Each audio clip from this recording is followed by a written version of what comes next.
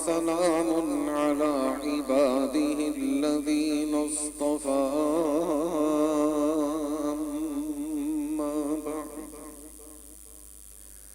أما بعد فأعوذ بالله من الشيطان الرجيم بسم الله الرحمن الرحيم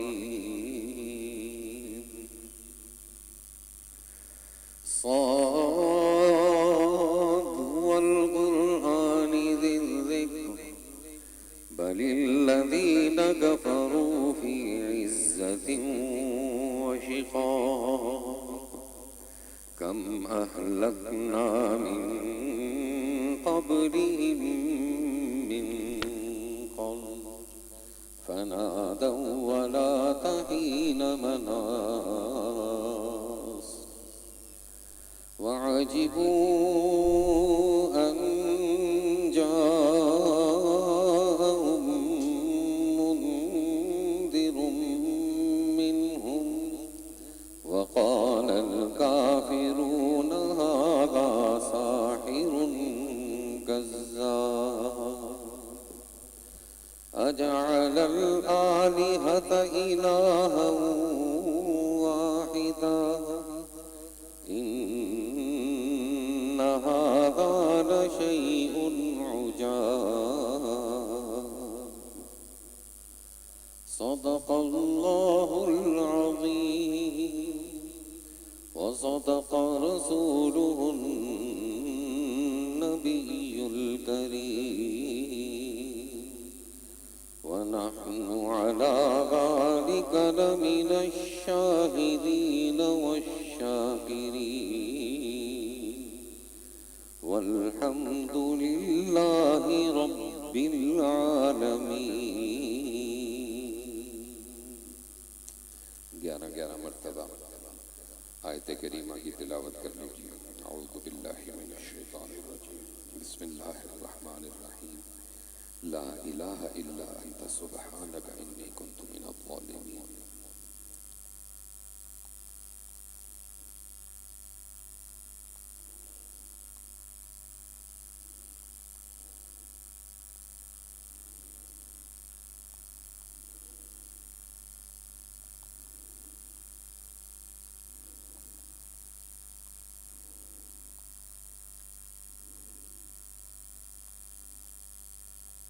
فاستجبنا له ونجيناه من الغم وكذلك ننجي المؤمنين. دعا فرما لیجیے. الحمد للہ رب العالمین والعاقبۃ للمتقین والصلاة والسلام علی سید الانبیاء والمرسلین. اے اللہ اس آیت کریمہ کے صدقے میں ہمارے بیٹھنے کو قبول فرما لے، ہمارے پڑھنے کو قبول فرما لے، ہمارے سننے کو قبول فرما لے، ہمارے بیماروں کو شفا عطا فرما دے، ہمارے مرحومین کی مغفرت فرما دے، ہم سب کا بھی خاتمہ ایمان کامل پر فرما دے، بلا حساب بلا استحقاق جنت عطا فرما دے. سبحان ربک رب العزت عما یصفون وسلام علی المرسلین والحمد للہ رب العالمین آمین برحمتک یا ارحم الراحمین. سورہ صاد مکہ میں نازل ہوئی ہے.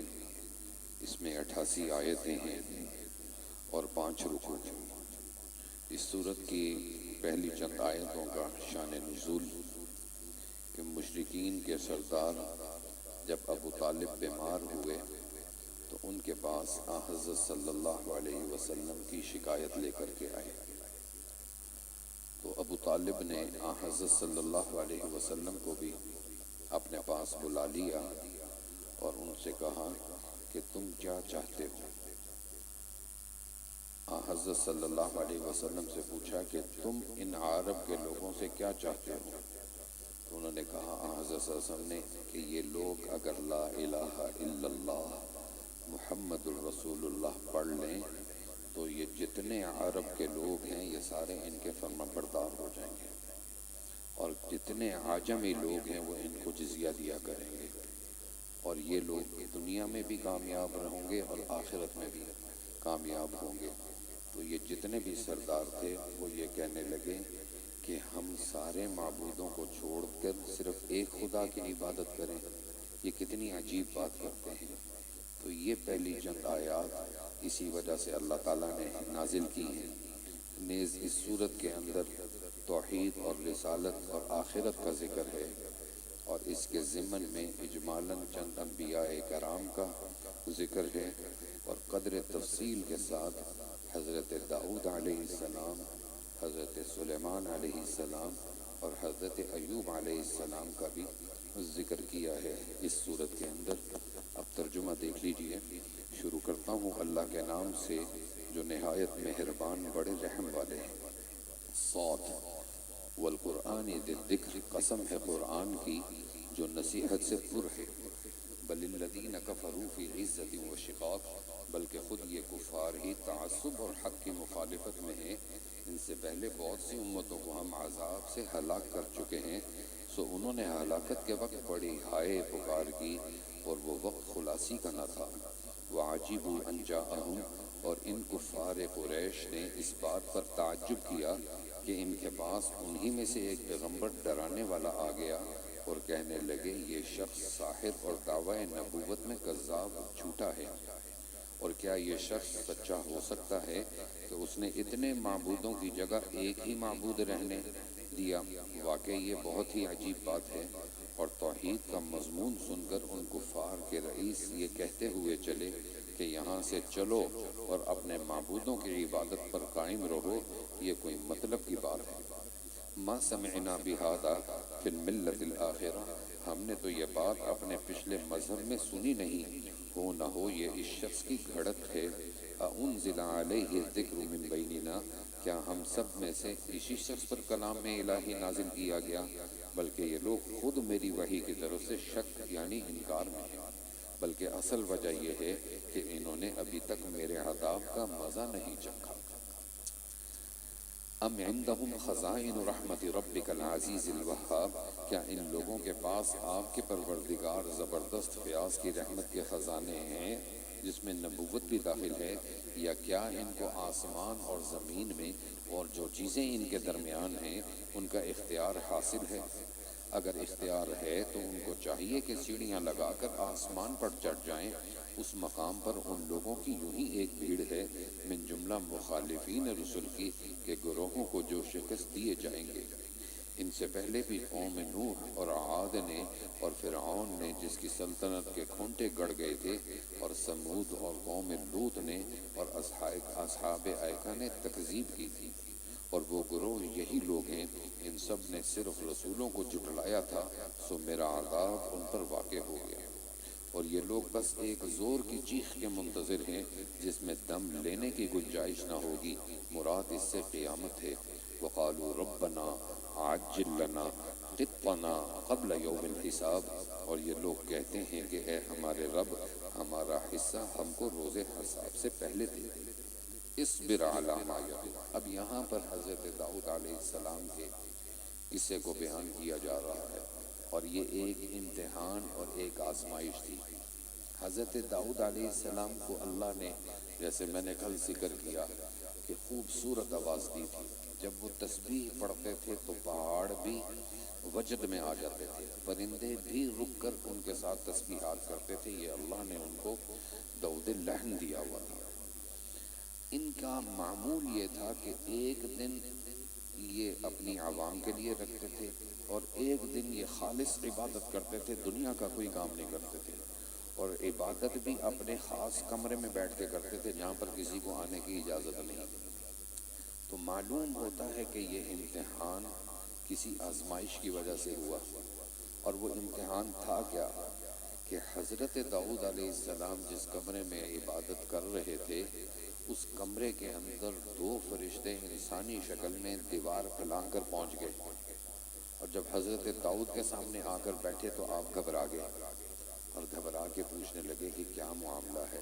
تو فرمانے لگے وہ دو فرشتے جو انسانی شکل میں تھے، آپ گھبرائیں نہیں، ہم ایک معاملہ آپ کے پاس لے کر کے آئے ہیں، اور وہ معاملہ یہ ہے کہ یہ جو شخص ہے یہ میرا بھائی ہے، اس کے پاس 99 دمبیاں ہیں، 99 بکرے ہیں، اور میرے پاس ایک بکری یا ایک دمبی ہے۔ اب یہ 99 دمبے والا یہ کہتا ہے کہ تم اپنی بکری مجھے دے دو، اپنی دمبی یا بکری مجھے دے دو، تو آپ ذرا فیصلہ فرما دیجئے۔ تو حضرت داؤد نے پھر فیصلہ فرمایا کہ یہ جو 99 دمبیوں والا یہ تم پر ظلم کرتا ہے، اس کو ایسا نہیں کرنا چاہیے۔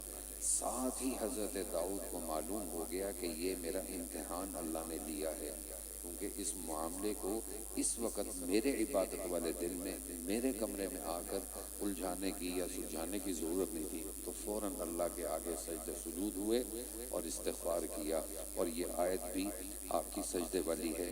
جب ترجمہ سن لیں تو پھر بعد میں سجدہ بھی کر لیجیے گا۔ اب آپ ترجمہ دیکھ لیجئے، اصبر علی ما یقولون، آپ ان لوگوں کے اقوال پر صبر کیجئے اور ہمارے بندے داؤد کو یاد کیجئے جو بڑی قوت اور ہمت والے تھے، وہ خدا کی طرف رجوع ہونے والے تھے۔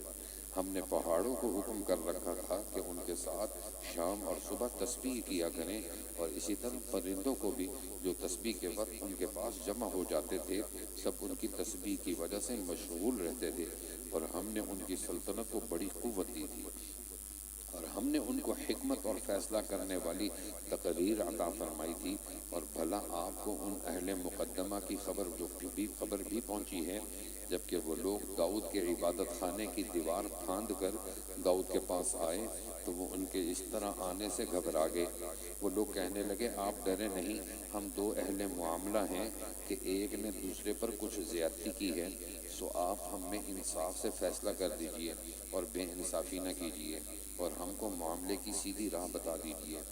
ان ھذا اخی، پھر ایک شخص بولا کہ صورت مقدمہ یہ ہے کہ یہ شخص میرا بھائی ہے، اس کے پاس 99 دمبیاں ہیں اور میرے پاس صرف ایک دمبی ہے، سو یہ کہتا ہے کہ وہ بھی مجھ کو دے ڈال، اور بات چیت میں مجھ کو دباتا ہے۔ قال لقد ظلمک بسؤال نعجتی، داؤد نے کہا یہ جو تیری دمبی اپنی دمبیوں میں ملانے کی درخواست کرتا ہے تو واقعی تجھ پر ظلم کرتا ہے، اور اکثر شرکاء کی عادت ہے کہ ایک دوسرے پر یوں ہی زیادتی کیا کرتے ہیں، مگر ہاں جو لوگ ایمان رکھتے ہیں اور نیک کام کرتے ہیں، اور ایسے لوگ بہت ہی کم ہیں۔ داؤد کو خیال آیا کہ ہم نے ان کا امتحان کیا ہے، سو انہوں نے اپنے رب کے سامنے توبہ کی اور سجدے میں گر پڑے اور رجوع ہوئے۔ یہ سجدے کی آیت تھی، بعد میں سجدہ کر لیجیے۔ فغفرنا لہ ذلک، سو ہم نے ان کو وہ امر معاف کر دیا، اور ہمارے یہاں ان کے لیے خاص قرب اور اعلیٰ درجے کی نیک انجامی ہے۔ اے داؤد، ہم نے تم کو زمین پر حاکم بنایا ہے، سو لوگوں میں انصاف کے ساتھ فیصلہ کرتے رہنا، اور آئندہ بھی نفسانی خواہش کی پیروی مت کرنا، کہ اگر ایسا کرو گے تو وہ خدا کے رستے سے تم کو بھٹکا دے گی۔ جو لوگ خدا کے رستے سے بھٹکتے ہیں ان کے لیے سخت عذاب ہوگا، اس وجہ سے کہ وہ روز حساب کو بھولے رہے۔ وما خلقنا السماوات، یہاں پر اللہ تعالیٰ کی توحید کو بیان کیا جاتا ہے، اور ہم نے آسمان اور زمین کو اور جو چیزیں ان کے درمیان موجود ہیں ان کو خالی از حکمت نہیں پیدا کیا۔ یہ یعنی ان کا خالی از حکمت ہونا ان لوگوں کا خیال ہے جو کافر ہیں، سو کافروں کے لیے آخرت میں بڑی خرابی ہے، یعنی دوزخ۔ ہاں تو کیا ہم لوگوں کو جو ایمان لائے اور اچھے کام کیے ان کے برابر کر دیں گے جو کفر وغیرہ کر کے دنیا میں فساد کرتے پھرتے ہیں، یا ہم پرہیزگاروں کو بدکاروں کے برابر کر دیں گے؟ یہ ایک بابرکت کتاب ہے جس کو ہم نے آپ پر اس واسطے نازل کیا ہے تاکہ لوگ اس کی آیتوں میں غور کریں اور تاکہ اہل فہم نصیحت حاصل کریں۔ وَوَهَبْنَا لِدَاوُودَ سُلَيْمَانَ، یہاں سے حضرت سلیمان علیہ السلام کے دو قصوں کو ذکر کر رہے ہیں۔ ان میں سے ایک قصہ تو یہ ہے کہ حضرت سلیمان کے پاس استبل تھا جس کے اندر بڑے عمدہ گھوڑے تھے، اور وہ آپ کے جو خدام آپ کے سامنے گھوڑے لے کے آئے تو آپ اپنے گھوڑوں میں مشغول ہو گئے، اور اس مشغولیت کی وجہ سے آپ کی عصر کی نماز فوت ہو گئی، اور جب عصر کی نماز فوت ہوئی، سورج غروب ہو گیا تو ان کو بڑا دکھ ہوا، تو پھر اپنے خادموں سے کہنے لگے ذرا وہ گھوڑے دوبارہ میرے سامنے لاؤ۔ جب وہ گھوڑے دوبارہ سامنے آئے تو آپ نے اپنی تلوار سے ان گھوڑوں کی ٹانگوں کو توڑ دیا اور ان کی گردنوں کو کاٹ دیا۔ اللہ کو ان کی ادا بڑی پسند آئی، اللہ نے اس قصے کو یہاں ذکر کیا۔ اور دوسرا قصہ جو اس کے ساتھ ذکر ہے کہ حضرت سلیمان نے اپنے مجاہدین اپنی فوج کو کسی جہاد کے لیے تیاری کا کہا کہ جہاد کے لیے جانا ہے، ذرا تیار ہو جاؤ. تو انہوں نے ذرا تھوڑی تاخیر کی. جب تاخیر کی تو حضرت سلیمان نے قسم اٹھائی کہ میری 70 بیویاں ہیں، میں ان سے آج ایک رات میں 70 سے جا کے میں ہم بستری کروں گا، اور ان میں سے 70 میرے بیٹے پیدا ہوں گے، اور میں ان کو اپنے لیے جہاد کے لیے تیار کروں گا، تمہاری ضرورت نہیں. انشاءاللہ کہنا بھول گئے. جب انشاءاللہ کہنا بھولے تو اللہ نے صرف ایک بیوی سے عدم ہوا جو کہ نامکمل بچہ تھا، وہ اللہ نے دیا. تو حضرت سلیمان سمجھ گئے کہ میری یہ گستاخی تھی، توبہ استغفار کیا اور اللہ سے معافی مانگی. اس کا ذکر اللہ یہاں پر فرما رہے ہیں، ترجمہ دیکھ لیجئے. اور ہم نے داؤد کو اور سلیمان عطا کیا. بہت اچھے بندے تھے کہ خدا کی طرف بہت رجوع ہونے والے تھے. چنانچہ وہ قصہ ان کا یاد کرنے کے قابل ہے. جبکہ شام کے وقت ان کے روبرو اصیل اور عمدہ گھوڑے پیش کیے گئے تو کہنے لگے کہ افسوس، میں اس مال کی محبت میں لگ کر اپنے رب کی یاد سے غافل ہو گیا، یہاں تک کہ آفتاب پردہ مغرب میں چھپ گیا. پھر حشم و ختم کو حکم دیا کہ ان گھوڑوں کو ذرا پھر تو میرے سامنے لاؤ. سو انہوں نے ان کی پنڈلیوں اور گردنوں پر تلوار سے ہاتھ صاف کرنا شروع کیا. وَلَقَدْ فَتَنَّا سُلَيْمَانَ، اور ہم نے سلیمان کو ایک اور طرح بھی امتحان میں ڈالا، اور ہم نے ان کے تخت پر ایک ادھورا دھڑلا ڈالا. پھر انہوں نے خدا کی طرف رجوع کیا، دعا مانگی، رب اغفر لی وہب لی ملکا لا ینبغی، اے میرے رب میرا پچھلا قصور معاف کر اور آئندہ کے لیے مجھ کو ایسی سلطنت دے کہ میرے سوا میرے زمانے میں کسی کو میسر نہ ہو. آپ بڑے دینے والے ہیں. سو ہم نے ان کی دعا قبول کی اور ہم نے ہوا کو ان کے تابع کر دیا تاکہ وہ ان کے حکم سے جہاں وہ جانا چاہتے نرمی سے چلتے، اور جنات کو بھی ان کا تابع کر دیا، یعنی تعمیر بنانے والوں کو بھی اور غوطہ خوروں کو بھی اور دوسرے جنات کو بھی جو زنجیروں میں جکڑے رہتے تھے. اور ہم نے یہ سامان دے کر ارشاد فرمایا کہ یہ ہمارا عطیہ ہے، سا کسی کو دو یا نہ دو، تم سے کچھ داروگیر نہیں. وَإِنَّ لَهُ عِندَنَا لَزُلْفَىٰ وَحُسْنَ مَآبٍ، اور علاوہ اس کے ان کے لیے ہمارے یہاں خاص قرب اور نیک انجامی ہے. وَاذْكُرْ عَبْدَنَا ایوب، یہاں سے حضرت ایوب علیہ السلام کی ابتلا کا ذکر. اللہ تعالیٰ نے حضرت ایوب کو بہت مال دیا تھا، مال بھی دیا، مواشی بھی دیے اور اولاد بھی دی. ان ساری چیزوں کے ہونے کے باوجود اللہ کا ہر وقت شکر کرتے رہتے، ہر وقت ذکر کرتے رہتے. تو شیطان نے اللہ سے کہا کہ اے اللہ، تیرا ذکر اور شکر اس لیے کرتے ہیں کہ تو نے ان کو مال بڑا دیا ہے، اولاد بھی دی ہے، تو نے ان کو مواشی بھی دی ہے، تو ان سے اپنی نعمتیں لے لے، پھر میں دیکھتا ہوں کہ یہ تیرا شکر کیسے کرتے ہیں. اللہ نے شیطان کو طاقت دے دی، قدرت دے دی وقتی طور پر. اچھا تم یہ چیزیں لے لو.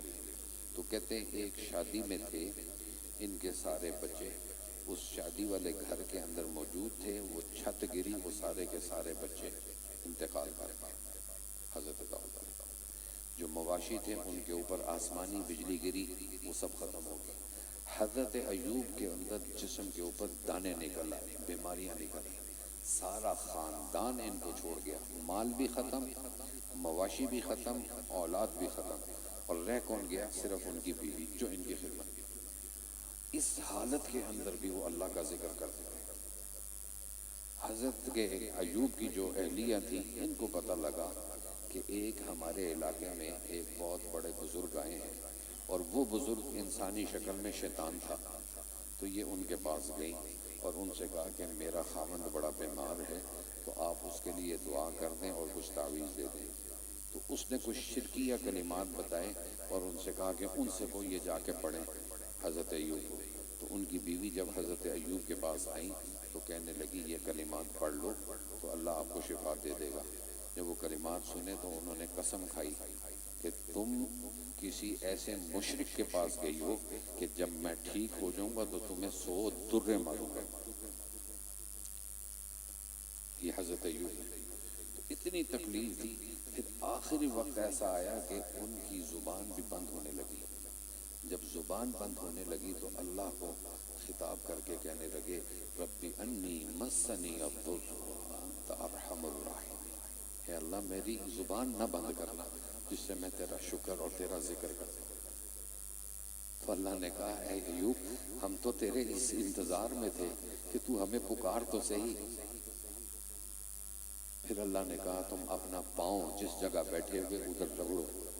حضرت ایوب نے وہاں رگڑا پاؤں، اللہ نے وہاں سے چشمہ پھوڑا، وہاں سے پانی نکلا، فرمایا کہ اس پانی سے نہا لو، جتنی ظاہری بیماریاں تھیں وہ ختم ہو گئی۔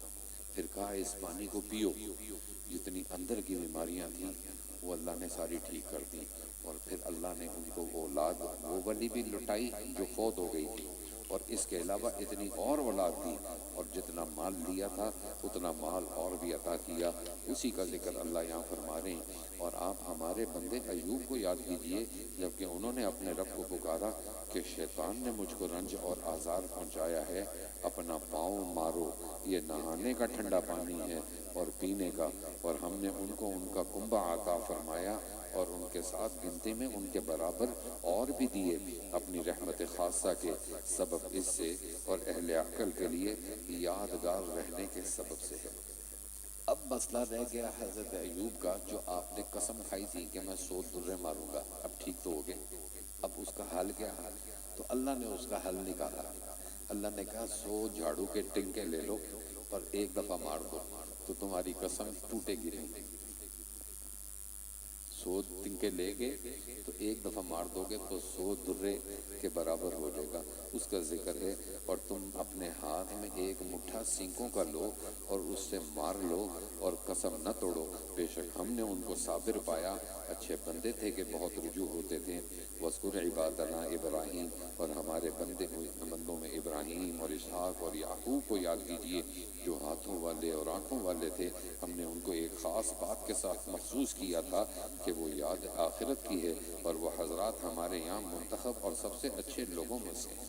وَاذْكُرْ اسماعیل والیسع وذا الکفل، اور اسماعیل اور یسع اور ذوالکفل کو بھی یاد کیجئے، اور یہ سب بھی سب اچھے لوگوں میں سے ہیں۔ ھذا ذکر، ایک نصیحت کا مضمون تو یہ ہو چکا، وَإِنَّ لِلْمُتَّقِينَ لَحُسْنَ مآب، اور پرہیزگاروں کے لیے آخرت میں اچھا ٹھکانہ ہے۔ جنات عدن، یعنی ہمیشہ رہنے کے باغات، جن کے دروازے ان کے واسطے کھلے ہوں گے، وہ ان باغوں میں تکیہ لگائے بیٹھے ہوں گے، اور وہاں جنت کے خادموں سے بہت سے میوے اور پینے کی چیزیں منگوائیں گے، اور ان کے پاس نیچی نگاہ والی ہم عمر ہوں گی۔ اے مسلمانوں، یہ وہ نعمت ہے جس کا تم سے روز حساب آنے پر وعدہ کیا جاتا ہے، بے شک یہ ہماری عطا ہے، اس کا کہیں ختم ہی نہیں۔ ھذا وَإِنَّ لِلطَّاغِينَ لَشَرَّ مآب، یہ بات تو ہو چکی، اور سرکشوں کے لیے برا ٹھکانہ ہے۔ اب یہاں سے جہنم کے عذاب کا ذکر کیا جا رہا ہے۔ جہنم یصلونھا فبئس المہاد، یعنی دوزخ، اس میں وہ داخل ہوں گے سو بہت ہی بری جگہ ہے، یہ کھولتا ہوا پانی اور پیپ سے، سو یہ لوگ اس کو چکھیں، اور اس کے علاوہ بھی اور قسم کی ناگوار طرح طرح کی چیزیں ہیں۔ یہ ایک جماعت اور آئی جو تمہارے ساتھ عذاب میں شریک ہونے کے لیے دوزخ میں گھس رہے ہیں، ان پر خدا کی مار، یہ بھی دوزخ ہی میں آ رہے ہیں۔ وہ اتباع ان مطمئین سے کہیں گے بلکہ تمہارے ہی اوپر خدا کی ماں، کیونکہ تم ہی تو یہ مصیبت ہمارے آگے لائے، سو جہنم بہت ہی برا ٹھکانہ ہے۔ قالوا ربنا من قدم لنا ھذا، دعا کریں گے اے ہمارے پروردگار، جو شخص اس مصیبت کو ہمارے آگے لایا ہو اس کو دوزخ میں دونا عذاب دیجیے۔ اور وہ لوگ کہیں گے کہ کیا بات ہے، ہم ان لوگوں کو دوزخ میں نہیں دیکھتے جن کو ہم برے لوگوں میں شمار کیا کرتے ہیں۔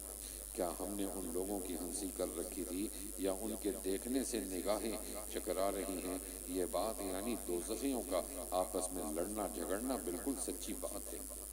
یہاں پر حضور صلی اللہ علیہ وسلم کو خطاب کیا جا رہا ہے کہ نبوت اور توحید کا مضمون بیان کریں، اور حضرت صلی اللہ علیہ وسلم کو جو رسالت اور توحید سے انکار کرتے تھے ان کو ڈرانے کے لیے بتا رہے ہیں کہ آپ کہہ دیجئے کہ میں تو تم کو عذاب خداوندی سے ڈرانے والا ہوں، اور بجز اللہ واحد غالب کے کوئی لائق عبادت کے نہیں ہے۔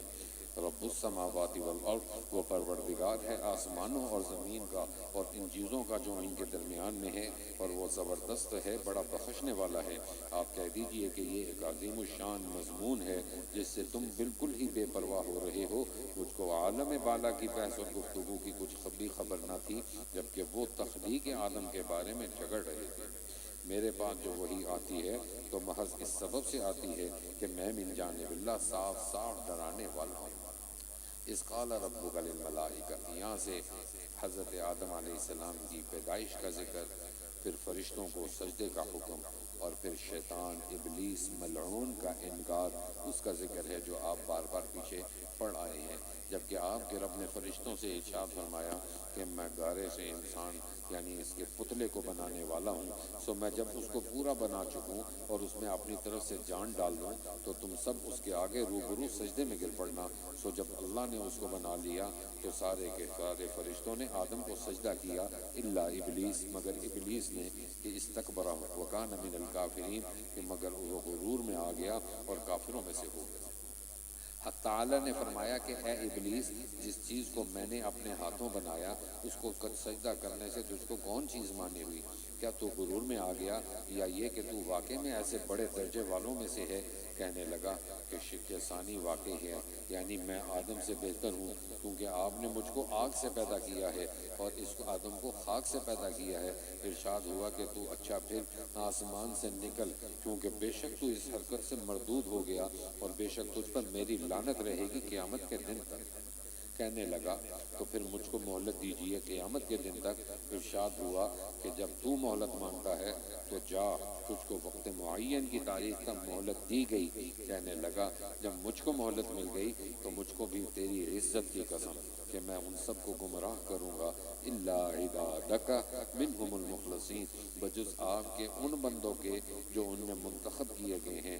ارشاد ہوا کہ میں سچ کہتا ہوں اور میں تو ہمیشہ سچ ہی کہا کرتا ہوں، لَأَمْلَأَنَّ جَهَنَّمَ مِنْكَ وَمِمَّنْ تَبِعَكَ مِنْهُمْ أَجْمَعِينَ، کہ میں تجھ سے اور جو ان میں تیرا ساتھ دے ان سب سے دوزخ کو بھر دوں گا۔ آپ کہہ دیجئے کہ میں تم سے اس قرآن کی تبلیغ پر نہ کچھ معاوضہ چاہتا ہوں اور نہ بناوٹ کرنے والوں میں سے ہوں۔ یہ قرآن تو اللہ کا کلام اور بس دنیا جہان والوں کے لیے ایک نصیحت ہے، اور تھوڑے دنوں پیچھے تم کو اس کا حال معلوم ہو جائے گا، یعنی مرنے کے ساتھ ہی حقیقت کھل جائے گی کہ یہ حق تھا۔ سورہ زمر، اس میں 75 آیتیں ہیں، 8 رکوع ہیں اور مکہ میں نازل ہوئی۔ زمر کے معنی طائفہ اور جماعت کے ہیں۔ اس صورت کے اندر بھی زیادہ مضامین توحید کے متعلق، توحید کا اثبات، توحید کی تصدیق اور توحید کے انکار پر مذمت وغیرہ ہے۔ آپ ترجمہ دیکھ لیجئے۔ شروع کرتا ہوں اللہ کے نام سے جو نہایت مہربان بڑے رحم والے ہیں۔ تنزیل الکتاب من اللہ العزیز الحکیم، یہ نازل کی ہوئی کتاب ہے اللہ غالب حکمت والے کی طرف سے۔ ہم نے ٹھیک طور پر اس کتاب کو آپ کی طرف نازل کیا ہے، سو آپ قرآن کی تعلیم کے موافق خالص اعتقاد کر کے اللہ کی عبادت کرتے رہیے۔ الا للہ الدین الخالص۔ ابن عباس رضی اللہ تعالیٰ عنہ کی روایت میں آیا ہے کہ یہ جو آیتیں ہیں بنو عامر، بنو کنانہ اور بنو سلمہ کہ جو بتوں کی پوجا کرتے تھے ان کے بارے میں نازل ہوئی، اور ان کی پوجا کرنے کی ایک بے وجہ وجہ اللہ تعالیٰ ذکر فرما رہے ہیں، اور وہ وجہ یہ تھی کہ یہ مشرک لوگ یہ کہتے تھے کہ ہم ان بتوں کی پوجا اس لیے کرتے ہیں تاکہ یہ بت ہمیں اللہ کے قریب کر دیں۔ تو یہ بتاؤ اللہ اپنے شریک کو معاف کرے گا؟ تو اللہ تو نہیں نہ معاف کرے گا۔ تو یہ کہتے تھے ما نعبدہم الا لیقربونا، ہم اس کی عبادت اس لیے نہیں کرتے، صرف اس وجہ سے کرتے تاکہ یہ ہمیں اللہ کے قریب کرتے۔ اللہ ان کی اس بات کو رد فرماتے ہیں، یاد رکھو عبادت جو کہ شرک سے خالص ہو اللہ کو زیبا ہے، اور جن لوگوں نے خدا کے سوا اور شرکا تجویز کر رکھے ہیں اور کہتے ہیں کہ ہم تو ان کی پرستش صرف اس لیے کرتے ہیں کہ ہم کو خدا کا مقرب بنا دیں، تو ان کے اور ان کے مقابل اہل ایمان کے باہمی اختلافات کا قیامت کے روز اللہ تعالیٰ فیصلہ کر دے گا۔ ان اللہ لا یہدی من هو کاذب کفار، اللہ تعالیٰ ایسے شخص کو راہ پر نہیں لاتا جو قولاً جھوٹا اور اعتقاداً کافر ہو۔ لو اراد اللہ ان یتخذ ولدا، اگر بالفرض اللہ تعالیٰ کسی کو اولاد بنانے کا ارادہ کرتا تو ضرور اپنی مخلوق میں سے جس کو چاہتا منتخب فرماتا۔ وہ پاک ہے، وہ اللہ الواحد القہار، وہ ایسا اللہ ہے جو واحد ہے، زبردست ہے۔ خلق السماوات والارض بالحق، اس نے آسمان اور زمین کو حکمت سے پیدا کیا۔ وہ رات کی ظلمت کو دن کی روشنی کے محل یعنی ہوا پر لپیٹتا ہے، اور دن کی روشنی کو رات پر لپیٹتا ہے، اور اس نے ایک سورج اور چاند کو کام میں لگا رکھا ہے کہ ان میں سے ہر ایک وقت مقرر تک چلتا رہے گا۔ یاد رکھو کہ وہ زبردست ہے، بڑا بخشنے والا بھی ہے۔ اس نے تم لوگوں کو تن واحد یعنی آدم سے پیدا کیا، پھر اسی سے اس کا جوڑا بنایا، اور سدوس کے تمہارے نفع بقا کے لیے 8 نر اور مادہ 4 پایوں کے پیدا کیے۔ وہ تم کو ماؤں کے پیٹ میں ایک کیفیت کے بعد دوسری کیفیت پر بناتا ہے، 3 تاریکیوں میں۔ ذالکم اللہ ربکم، یہ ہے اللہ تمہارا رب، لہ الملک، اسی کی سلطنت ہے، لا الہ الا ہو، اس کے سوا کوئی لائق عبادت نہیں۔ فانا تصرفون، سو ان دلائل کے بعد تم کہاں حق سے پھرے جا رہے ہو۔ ان تکفروا، اگر تم کفر کرو گے تو خدا تعالیٰ تمہارا حاجت مند نہیں، اور وہ اپنے بندوں کے لیے کفر کو پسند نہیں کرتا، اور اگر تم شکر کرو گے تو اس کو تمہارے لیے پسند کرتا ہے، اور کوئی کسی کے گناہ کا بوجھ نہیں اٹھاتا۔ پھر اپنے پروردگار کے پاس تم کو لوٹ کر جانا ہوگا، سو وہ تم کو تمہارے سب اعمال جتلا دے گا، وہ دلوں تک کی باتوں کو جاننے والا ہے۔ اور مشرک آدمی کو جب کوئی تکلیف پہنچتی ہے تو اپنے رب یعنی حقیقی کو اسی کی طرف رجوع ہو کر پکارنے لگتا ہے۔ پھر جب اللہ تعالیٰ اس کو اپنے پاس سے نعمت یعنی امن اور آسائش کی عطا فرما دیتا ہے تو جس کے لیے پہلے سے خدا کو پکار رہا تھا اس کو بھول جاتا ہے اور خدا کے شریک بنانے لگتا ہے، جس کا اثر یہ ہوتا ہے کہ اللہ تعالیٰ کی راہ سے دوسروں کو بھی گمراہ کرتا ہے۔ آپ ایسے شخص سے کہہ دیجئے کہ اپنے کفر کی بہار تھوڑے دنوں اور لوٹ لے، پھر آخرکار تو دوزخیوں میں سے ہونے والا ہے۔ امن ہوا قانت آناء اللیل، بھلا جو شخص اوقات شب میں سجدہ اور قیام یعنی نماز کی حالت میں عبادت کر رہا ہو، آخرت سے ڈر رہا ہو اور اپنے پروردگار کی رحمت کی امید کر رہا ہو۔ آپ کہیے کہ کیا علم والے اور جہل والے کہیں برابر ہوتے ہیں؟ وہی لوگ نصیحت پکڑتے ہیں جو اہل عقل سلیم ہیں۔ قل یا عبادی الذین، یہ مضمون بھی پہلے گزر چکا، یہاں پر دوبارہ دہرایا جا رہا ہے۔ آپ مومنین کو میری طرف سے کہیے کہ اے میرے ایمان والے بندو، تم اپنے پروردگار سے ڈرتے رہو۔ جو لوگ اس دنیا میں نیکی کرتے ہیں ان کے لیے نیک صلہ ہے، اور اللہ کی زمین فراخ ہے، مستقل مزاج والوں کو ان کا صلہ بے شمار ہی ملے گا۔ آپ کہہ دیجئے کہ مجھ کو من جانب اللہ حکم ہوا ہے کہ میں اللہ کی اس طرح عبادت کروں کہ عبادت کو اس کے لیے خاص رکھوں۔ یعنی اس آیت میں یہ حکم دیا جا رہا ہے کہ اپنی عبادت خاص اللہ کے لیے کرو، خاص اللہ کے لیے۔ وَأُمِرْتُ، اور مجھ کو یہ بھی حکم ہوا ہے کہ سب مسلمانوں میں اول میں ہوں۔ آپ یہ بھی کہہ دیجئے اگر بفرض محال میں اپنے رب کا کہنا نہ مانوں تو میں ایک بڑے دن کے عذاب کا اندیشہ رکھتا ہوں۔ آپ کہہ دیجئے کہ میں تو اللہ ہی کی عبادت اس طرح کرتا ہوں کہ اپنی عبادت کو اسی کے لیے خاص رکھتا ہوں، سو خدا کو چھوڑ کر تمہارا دل جس چیز کو چاہے اس کی عبادت کرو۔ آپ یہ بھی کہہ دیجئے کہ پورے ضیاءکار وہی لوگ ہیں جو اپنی جانوں سے اور اپنے متعلقین سے قیامت کے روز خسارے میں پڑیں گے۔ یاد رکھو کہ صریح خسارہ یہ ہے، ان کے لیے ان کے اوپر سے بھی آگ کے محیط شعلے ہوں گے اور ان کے نیچے سے بھی آگ کے محیط شعلے ہوں گے۔ یہ وہی عذاب ہے جس سے اللہ اپنے بندوں کو ڈراتا ہے۔ اے میرے بندوں، مجھ سے یعنی میرے عذاب سے ڈرو۔ والذین اجتنبوا الطاغوت، اور جو لوگ شیطان کی عبادت سے بچتے ہیں، مراد غیر اللہ کی عبادت ہے، اور ہمتن اللہ کی طرف متوجہ ہوتے ہیں، وہ مستحق خوشخبری سنانے کے ہیں۔ سو آپ میرے ان بندوں کو خوشخبری سنا دیجئے جو اس کلام الہی کو کان لگا کر سنتے ہیں، پھر اس کی اچھی اچھی باتوں پر چلتے ہیں۔ یہی ہیں جن کو اللہ نے ہدایت کی، اور یہی ہیں جو اہل عقل ہیں۔ بھلا جس شخص پر عذاب کی ازلی تقدیری بات محقق ہو چکی، تو کیا آپ ایسے شخص کو جو کہ علم الہی میں دوزخ میں ہے چھڑا سکتے ہیں؟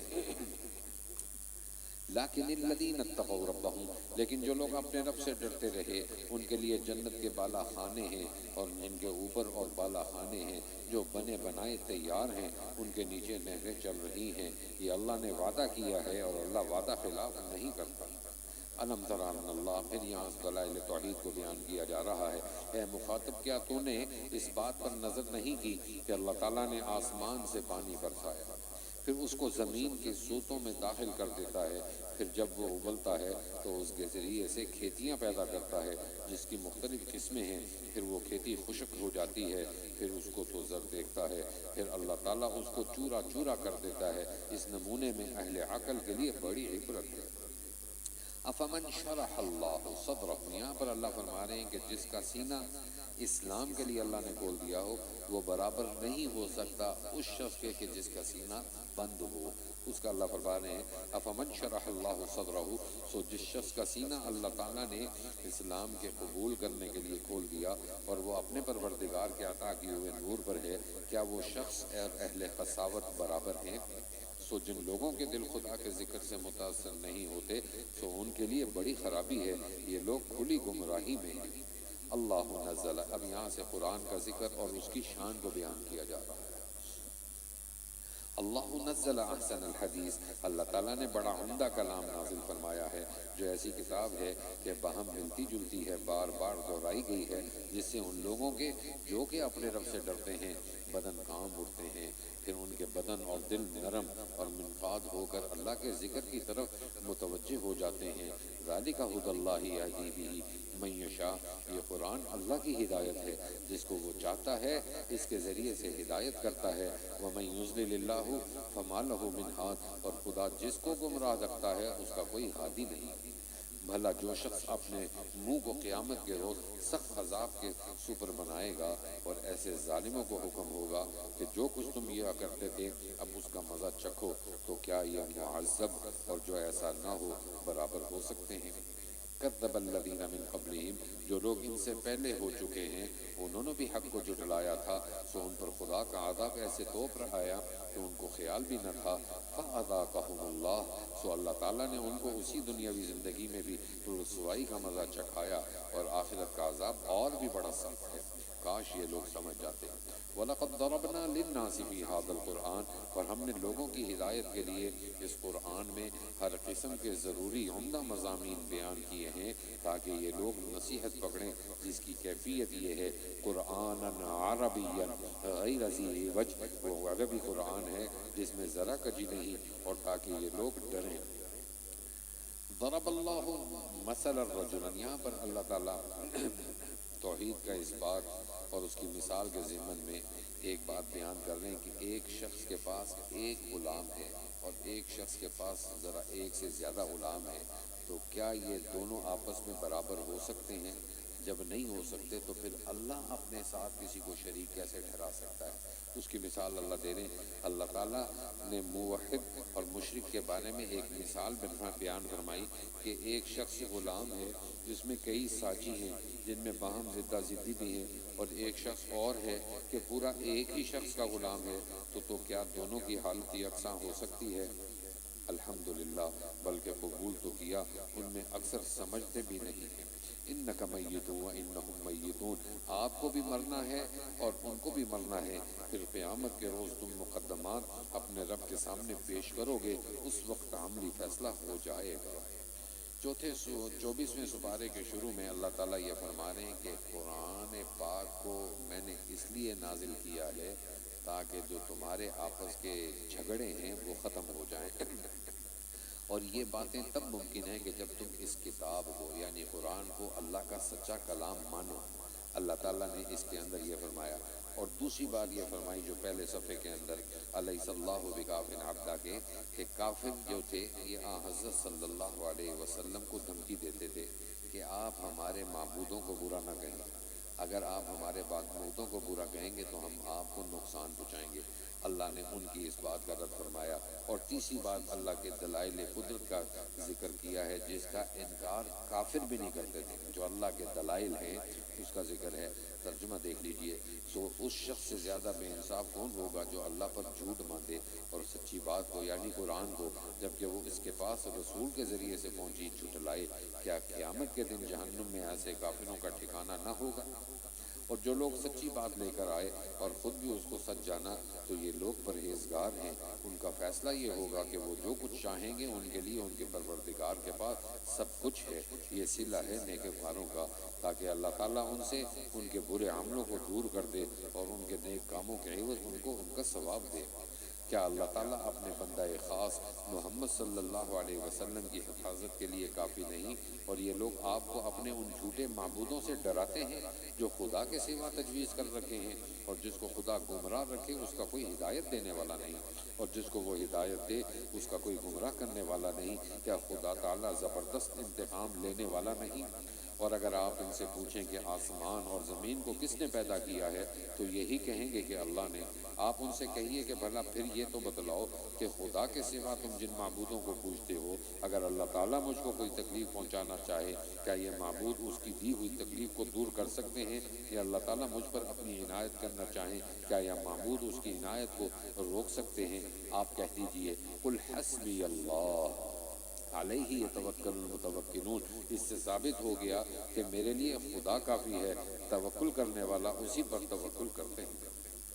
آپ کہہ دیجئے کہ تم اپنی حالت پر عمل کیے جاؤ، میں بھی عمل کر رہا ہوں، سو اب جلدی تم کو معلوم ہوا جاتا ہے کہ وہ کون شخص ہے جس پر دنیا میں ایسا عذاب آیا چاہتا ہے جو اس کو رسوا کر دے گا، اور بعد مرگ اس پر دائمی عذاب نازل ہوگا۔ ہم نے آپ پر یہ کتاب لوگوں کے نفع کے لیے اتاری جو حق کو لیے ہوئے ہے، سو جو شخص راہ راست پر آئے گا تو اپنے نفع کے واسطے، اور جو شخص بے راہ رہے گا تو اس کا بے راہ ہونا یعنی اسی کے عمل میں آئے گا۔ اللہ یتوفی الانفس، یہاں سے اللہ تعالیٰ اپنی ایک اور دلیل کو بیان کر رہے ہیں کہ یہ جو نیند ہے نا انسان کی، جو انسان سوتا ہے، کہتے ہیں اللہ کا یہ بھی انعام ہے کہ انسان جب سوتا ہے اللہ اس کے نفس کو روک دیتا ہے، اور جب اٹھتا ہے تو اس کا سانس پھر اللہ بحال کر کے وہ زندگی کے کاموں میں لگ جاتا ہے۔ یہ کتنی بڑی اللہ کی نعمت ہے۔ تو اسی لیے بھی حضور صلی اللہ علیہ وسلم نے ایک دعا سکھلائی کہ جب سویا کرو تو یہ دعا پڑھا کرو، اللہم بسمک اموت و احیا، اے اللہ میں تیرے نام سے مرتا ہوں اور تیرے نام سے میں زندہ ہوں گا۔ اسی ذکر اللہ ہی قبض یعنی معطل کرتا ہے ان جانوں کو ان کی موت کے وقت، اور ان جانوں کو بھی جن کی موت نہیں آئی ان کے سونے کے وقت۔ پھر ان جانوں کو تو روک لیتا ہے جن پر موت کا حکم فرما چکا ہے، اور باقی جانوں کو ایک میعاد معین تک کے لیے رہا کر دیتا ہے۔ اس میں ان لوگوں کے لیے جو کہ سوچنے کے عادی ہیں دلائل ہیں۔ ہاں، کیا ان مشرک لوگوں نے خدا کے سوا دوسرے کو معبود قرار دے رکھا ہے جو ان کی سفارش کریں گے؟ آپ کہہ دیجئے کہ اگرچہ یہ کچھ بھی قدرت نہ رکھتے ہوں اور کچھ بھی علم نہ رکھتے ہوں، قل للہ الشفاعۃ جمیعا، آپ کہہ دیجئے کہ سفارش تو تر خدا ہی کے اختیار میں ہے، لہو ملک السماوات والارض، تمام آسمانوں اور زمین کی سلطنت اسی کی ہے، پھر تم اسی کی طرف لوٹ کر جاؤ گے۔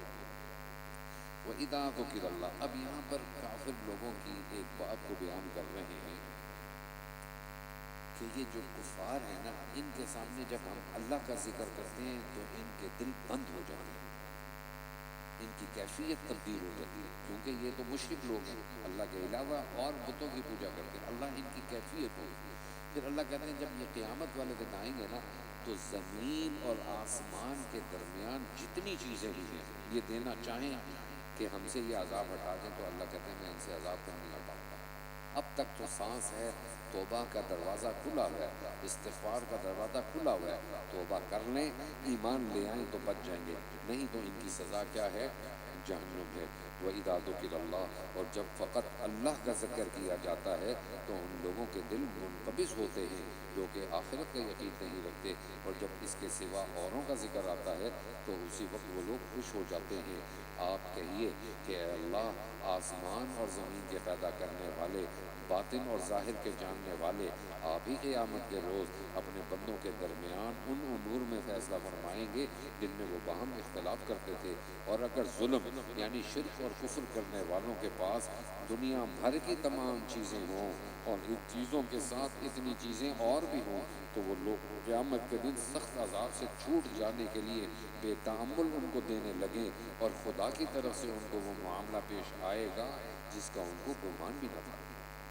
اور اس وقت ان کو تمام اپنے برے اعمال ظاہر ہو جائیں گے، اور جس عذاب کے ساتھ وہ استہزاء کیا کرتے تھے وہ ان کو آ گھیرے گا۔ پھر جس وقت اس مشرک آدمی کو کوئی تکلیف پہنچتی ہے تو ہم کو پکارتا ہے، پھر جب ان کو اپنی طرف سے کوئی نعمت عطا فرما دیتے ہیں تو کہتا ہے کہ یہ تو مجھ کو میری تدبیر سے ملی ہے، بلکہ وہ ایک آزمائش ہے، لیکن اکثر لوگ سمجھتے نہیں۔ یہ بات بعض ان لوگوں نے بھی کہی تھی جو ان سے پہلے ہو گزرے ہیں، جیسے قارون نے کہا تھا، سو ان کی کاروائی ان کے کچھ کام نہ آئی۔ فَأَصَابَهُمْ سَيِّئَاتُ مَا كَسَبُوا، پھر ان کی تمام بدعمالیاں ان پر آ پڑی اور سزا یاب ہوئے۔ اور ان میں بھی جو ظالم ہیں ان پر بھی ان کی بدعمالیاں ابھی پڑنے والی ہیں، اور یہ خدا تعالیٰ کو ہرا نہیں سکتے۔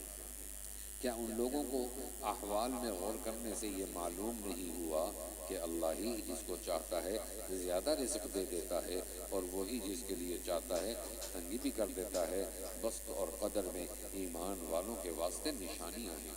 قل یا عبادی الذین، یہ قرآن پاک کی سب سے پر امید آیت ہے گناہ گار کے لیے، اور خانہ کعبہ کے غلاف پر بھی اللہ نے، یہ اہل عرب نے، یہ مکے والوں نے اس آیت کا انتخاب کیا۔ اور یہی آیت ہے جس کو حضرت وحشی، جو حضرت صلی اللہ علیہ وسلم کے محبوب چچا کو جنہوں نے قتل کیا تھا، ان کے ایمان لانے کا ذریعہ بنے۔ اللہ تعالیٰ نے 3 آیتیں ہیں جب حضور صلی اللہ علیہ وسلم کو یہ حکم فرمایا کہ آپ وحشی کی طرف پیغام دو اسلام کا، تو پیغام دیا۔ پہلی آیت نازل کی اِلَّا مَن تَابَ وَآمَنَ وَعَمِلَ عَمَلًا صَالِحًا فَأُولَٰئِکَ يُبَدِّلُ اللَّهُ سَیِّئَاتِهِمْ حَسَنَاتٍ، کہ تم ایمان لے آؤ۔ حضرت وحشی کو کہا توبہ کر لو، نیک عمل کرو، اللہ تعالیٰ تمہارے سارے گناہوں کو تبدیل کر کے اس کو نیکیوں میں تبدیل کر دیں گے، اور اللہ تمہارے گناہوں کو بخش دے گا۔ تو وحشی کہنے لگے اتنے کام کون کرے، ایمان لاؤں، توبہ کروں، نیک کام کروں، نہ ہوئے تو پھر اگر نہ کر سکا تو اس کا مطلب اللہ نے دوسری آیت نازل کی، ان اللہ لا یغفر ان یشرک بہ ویغفر ما دون ذلک لمن یشاء۔ دیکھو اللہ تعالیٰ فرماتے ہیں کہ تم سارے گناہوں سے توبہ کر لو، شرک نہ کرنا، پھر اللہ جس کو چاہے گا اللہ معاف کر دے گا۔ یہ آیت لے کر صحابہ اس وحشی کے پاس گئے، تو یہ وحشی کہنے لگے اگر اللہ نے یہ کہا کہ اللہ جس کو چاہے گا معاف کرے گا، اگر اللہ نے مجھے نہ چاہا تو پھر اللہ نے یہ تیسری آیت نازل کی، قل یا عبادی الذین اسرفوا علی انفسہم لا تقنطوا من رحمت اللہ ان اللہ یغفر الذنوب جمیعا، کہ تم اللہ کی رحمت سے نا امید نہ ہو۔ تم نے ساری زندگی اگر گناہ کیے ہیں، سچے دل سے توبہ کر کے اپنے رب کی طرف آ جاؤ، اللہ سارے ہی معاف کر دے گا۔ اب کہتے ہیں وحشی ہاں اب بات ٹھیک ہے، پھر وہ ایمان لے کے آئے۔ ترجمہ دیکھ لیجئے، آپ کہہ دیجئے کہ اے میرے بندو جنہوں نے کفر اور شرک کر کے اپنے اوپر زیادتیاں کی ہیں، تم خدا کی رحمت سے نا امید مت ہو، بالیقین خدا تعالیٰ تمام گزشتہ گناہوں کو معاف فرما دے گا، واقعی وہ بڑا بخشنے والا، بڑی رحمت والا ہے۔ وَأَنِيبُوا إِلَىٰ رَبِّكُمْ، اور تم اپنے رب کی طرف رجوع کرو اور اسلام قبول کرنے میں اس کی فرما برداری کرو، قبل اس کے کہ تم پر عذاب الہی واقع ہونے لگے، اور پھر اس وقت کسی کی طرف سے تمہاری کوئی مدد نہ کی جائے، اور تم کو چاہیے کہ اپنے رب کے پاس سے آئے ہوئے اچھے اچھے حکمت پر چلو، قبل اس کے کہ تم پر اچانک عذاب آ پڑے اور تم کو اس کا خیال بھی نہ ہو۔ کبھی کل قیامت کے روز کوئی شخص کہنے لگے کہ افسوس میری اس کوتاہی پر جو میں نے خدا کی جناب میں کی ہے، اور میں تو احکام خداوندی پر ہنستا ہی رہا۔ یا کوئی یہ کہنے لگے کہ اگر اللہ تعالیٰ دنیا میں مجھ کو ہدایت کرتا تو میں بھی پرہیزگاروں میں سے ہوتا۔ یا کوئی عذاب کو دیکھ کر یوں کہنے لگے کہ کاش میرا دنیا میں پھر جانا ہو جائے، پھر میں نیک بندوں میں ہو جاؤں۔ ہاں بے شک تیرے پاس میری آیتیں پہنچی تھیں، سو تو نے ان کو جھٹلایا، اور جھٹلانا کسی شبے سے نہ تھا، بلکہ تو نے تکبر کیا اور کافروں میں ہمیشہ شامل رہا۔ وَيَوْمَ الْقِيَامَةِ تَرَى الَّذِينَ كَذَبُوا، اور آپ قیامت کے روز ان لوگوں کے چہرے سیاہ دیکھیں گے جنہوں نے خدا پر جھوٹ بولا تھا۔ کیا ان متکبرین کا ٹھکانہ جہنم میں نہیں ہے؟ اور جو لوگ شرک اور کفر سے بچتے تھے، اللہ تعالیٰ ان لوگوں کو کامیابی کے ساتھ جہنم سے نجات دے گا، ان کو ذرا تکلیف نہ پہنچے گی اور نہ وہ غمگین ہوں گے، کیونکہ جنت میں غم نہیں ہے۔ اللہ خالق کل شیء۔ یہاں پر اللہ تعالیٰ توحید خداوندی ایک خاص انداز سے بیان فرما رہے ہیں. ترجمہ دیکھ لیجئے. اللہ ہی پیدا کرنے والا ہے ہر چیز کا اور وہی ہر چیز کا نگہبان ہے. لہو مقالید السماوات والارض، اور اسی کے اختیار میں ہیں کنجیاں آسمانوں اور زمین کی. اور جو لوگ اس پر بھی اللہ کی آیتوں کو نہیں مانتے وہ بڑے خسارے میں رہیں گے. آپ ان کے جواب میں کہہ دیجئے کہ اے جاہلو، کیا پھر بھی تم مجھ کو خیر اللہ کی عبادت کرنے کی فرمائش کرتے ہو؟ اور آپ کی طرف بھی اور جو پیغمبر آپ سے پہلے ہو گزرے ہیں ان کی طرف بھی یہ بات وحی میں بھیجی جا چکی ہے کہ اے عام مخاطب، اگر تو شرک کرے گا تو تیرا کیا کرایا کام سب غارت ہو جائے گا اور تو خسارے میں پڑے گا. تو اے مخاطب، کبھی شرک مت کرنا، بلکہ ہمیشہ اللہ ہی کی عبادت کرنا اور اللہ کا شکر گزار رہنا. وما قدر اللہ، اور افسوس ہے کہ ان لوگوں نے خدا تعالیٰ کی کچھ عظمت نہ کی جیسی عظمت کرنا چاہیے تھی. حالانکہ اس کی وہ شان ہے کہ ساری زمین اس کی مٹھی میں ہوگی قیامت کے دن، اور تمام آسمان لپٹے ہوں گے اس کے دانے ہاتھ میں. وہ پاک اور برتر ہے ان کے شرک سے. یہاں سے اب بتایا جا رہا ہے جب سور پھونکا جائے گا اس وقت کتنی ہولناکیاں ہوں گی. وَنُفِخَ فِي الصُّورِ، اور قیامت کے روز سور پھونک ماری جائے گی سو تمام آسمان اور زمین والوں کے ہوش اڑ جائیں گے، مگر جس کو خدا چاہے پھر اس سور میں دوبارہ پھونک ماری جائے گی تو دفعتاً سب کے سب کھڑے ہو جائیں گے اور چاروں طرف دیکھنے لگیں گے. اور زمین اپنے رب کے نور بے کیف سے روشن ہو جائے گی اور سب کا نامہ اعمال ہر ایک کے سامنے رکھ دیا جائے گا اور پیغمبر اور گواہ حاضر کیے جائیں گے اور سب میں ٹھیک ٹھیک فیصلہ کیا جائے گا اور ان پر ظلم نہ ہوگا اور ہر شخص کو اس کے اعمال کا پورا بدلہ دیا جائے گا اور وہ سب کے کاموں کو خوب جانتا ہے. وسیق الذین کفروا، اب یہاں پر دو گروپوں کا ذکر کیا جا رہا ہے، ایک کفار کا اور ایک مسلمان کا. ان دونوں کو گروہ کی شکل میں لے کے جایا جائے گا. جو کفار ہوں گے ان کی گردنوں میں توق ڈالے جائیں گے اور ایک گروہ بنا کر ان کو جہنم میں ڈال دیا جائے گا، اور ایک گروہ جنتیوں کا ہوگا، ان کے بھی گروہ بنائے جائیں گے اور پھر ان کو روکا جائے گا. جنت کے دروازے پر ایک چشمہ ہوگا، ادھر کہا جائے گا ان جنتیوں سے کہ آپ نہا لو. نہائیں گے تو ان کے ظاہری جو گناہ ہوں گے وہ دھل جائیں گے. پھر اس چشمے سے کہا جائے گا پانی پیو، پھر جو باطنی بیماریاں ہوں گی وہ ختم ہو جائیں گی اور فرشتے جنت کے دروازے پر ان کا استقبال کریں گے السلام علیکم ورحمۃ اللہ وبرکاتہ سے. آپ ترجمہ دیکھ لیجئے. اور جو کافر ہیں وہ جہنم کی طرف گروہ گروہ بنا کر ہانکے جائیں گے یہاں تک کہ جب دوزخ کے پاس پہنچیں گے تو اس وقت اس کے دروازے کھول دیے جائیں گے اور ان سے دوزخ کے محافظ فرشتے بطور ملامت کے کہیں گے کیا تمہارے پاس تم ہی لوگوں میں سے پیغمبر نہ آئے تھے جو تم کو تمہارے رب کی آیتیں پڑھ کر سنایا کرتے تھے اور تم کو تمہارے اس دن کے پیش آنے سے ڈرایا کرتے تھے؟ کافر کہیں گے کہ ہاں، لیکن عذاب کا وعدہ کافروں پر پورا ہو کر رہا. قیل ادخلوا ابواب جہنم خالدین فیہا، پھر ان سے کہا جائے گا، یعنی وہ فرشتے کہیں گے کہ جہنم کے دروازوں میں داخل ہو اور ہمیشہ اس میں رہا کرو، غرض خدا کے احکام سے تکبر کرنے والوں کا برا ٹھکانہ ہے. وسیق الذین کفروا، اور جو لوگ اپنے رب سے ڈرتے تھے وہ گروہ گروہ ہو کر جنت کی طرف روانہ کیے جائیں گے یہاں تک کہ جب اس جنت کے پاس پہنچیں گے اور اس کے دروازے پہلے سے کھلے ہوئے ہوں گے تاکہ ذرا بھی دیر نہ لگے، اور وہاں محافظ فرشتے ان سے کہیں گے السلام علیکم، تم تو مزے میں رہے سو اس جنت میں ہمیشہ رہنے کے لیے داخل ہو جاؤ. اور وہ داخل ہو کر کہیں گے کہ اللہ کا لاکھ لاکھ شکر ہے جس نے ہم سے اپنا وعدہ سچا کیا اور ہم کو اس سرزمین کا مالک بنا دیا کہ ہم جنت میں جہاں چاہیں مقام کریں. غرض نیک عمل کرنے والوں کا اچھا بدلہ ہے. اور آپ فرشتوں کو دیکھیں گے کہ حساب کے اجلاس کے وقت عرش کے گردا گرد حلقہ باندھے ہوں گے اور اپنے رب کی تسبیح اور تحمید کرتے ہوں گے اور تمام بندوں میں ٹھیک ٹھیک فیصلہ کر دیا جائے گا.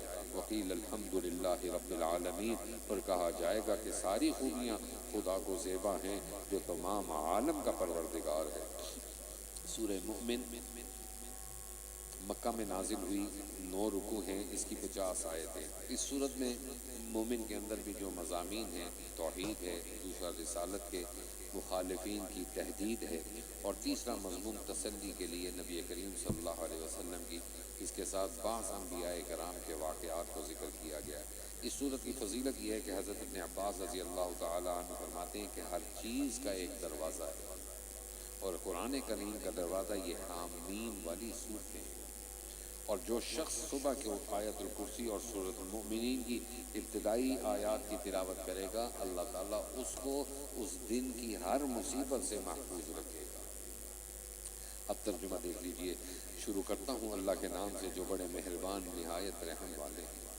حامیم تنزیل الکتاب من اللہ العزیز العلیم، اس کے معنی اللہ ہی کو معلوم ہے۔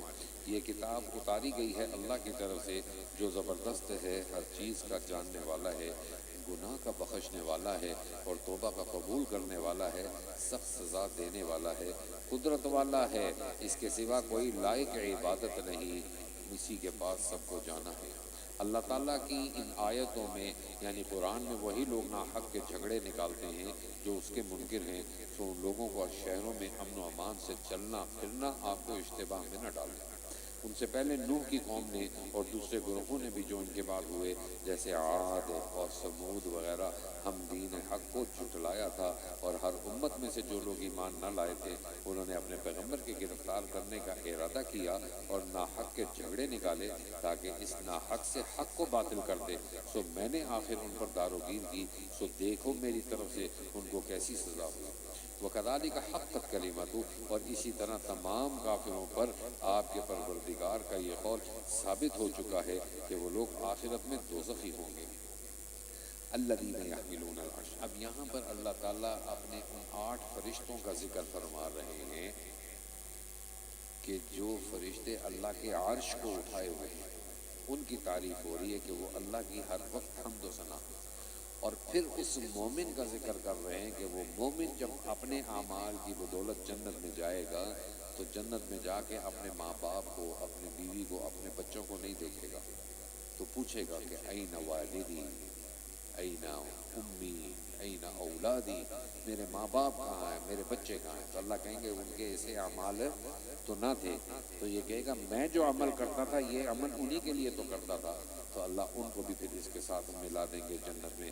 اسی کا ذکر ہے جو فرشتے کے عرش الہی کو اٹھائے ہوئے ہیں اور جو فرشتے اس کے گردا گرد ہیں، وہ اپنے رب کی تسبیح اور تحمید کرتے رہتے ہیں اور اس پر ایمان رکھتے ہیں، اور ایمان والوں کے لیے اس طرح استغفار کیا کرتے ہیں کہ اے ہمارے پروردگار، آپ کی رحمت عامہ اور علم ہر چیز کو شامل ہے، سو ان لوگوں کو بخش دیجئے جنہوں نے شرک و کفر سے توبہ کر لی ہے اور آپ کے رستے پر چلتے ہیں، اور ان کو جہنم کے عذاب سے بچا لیا۔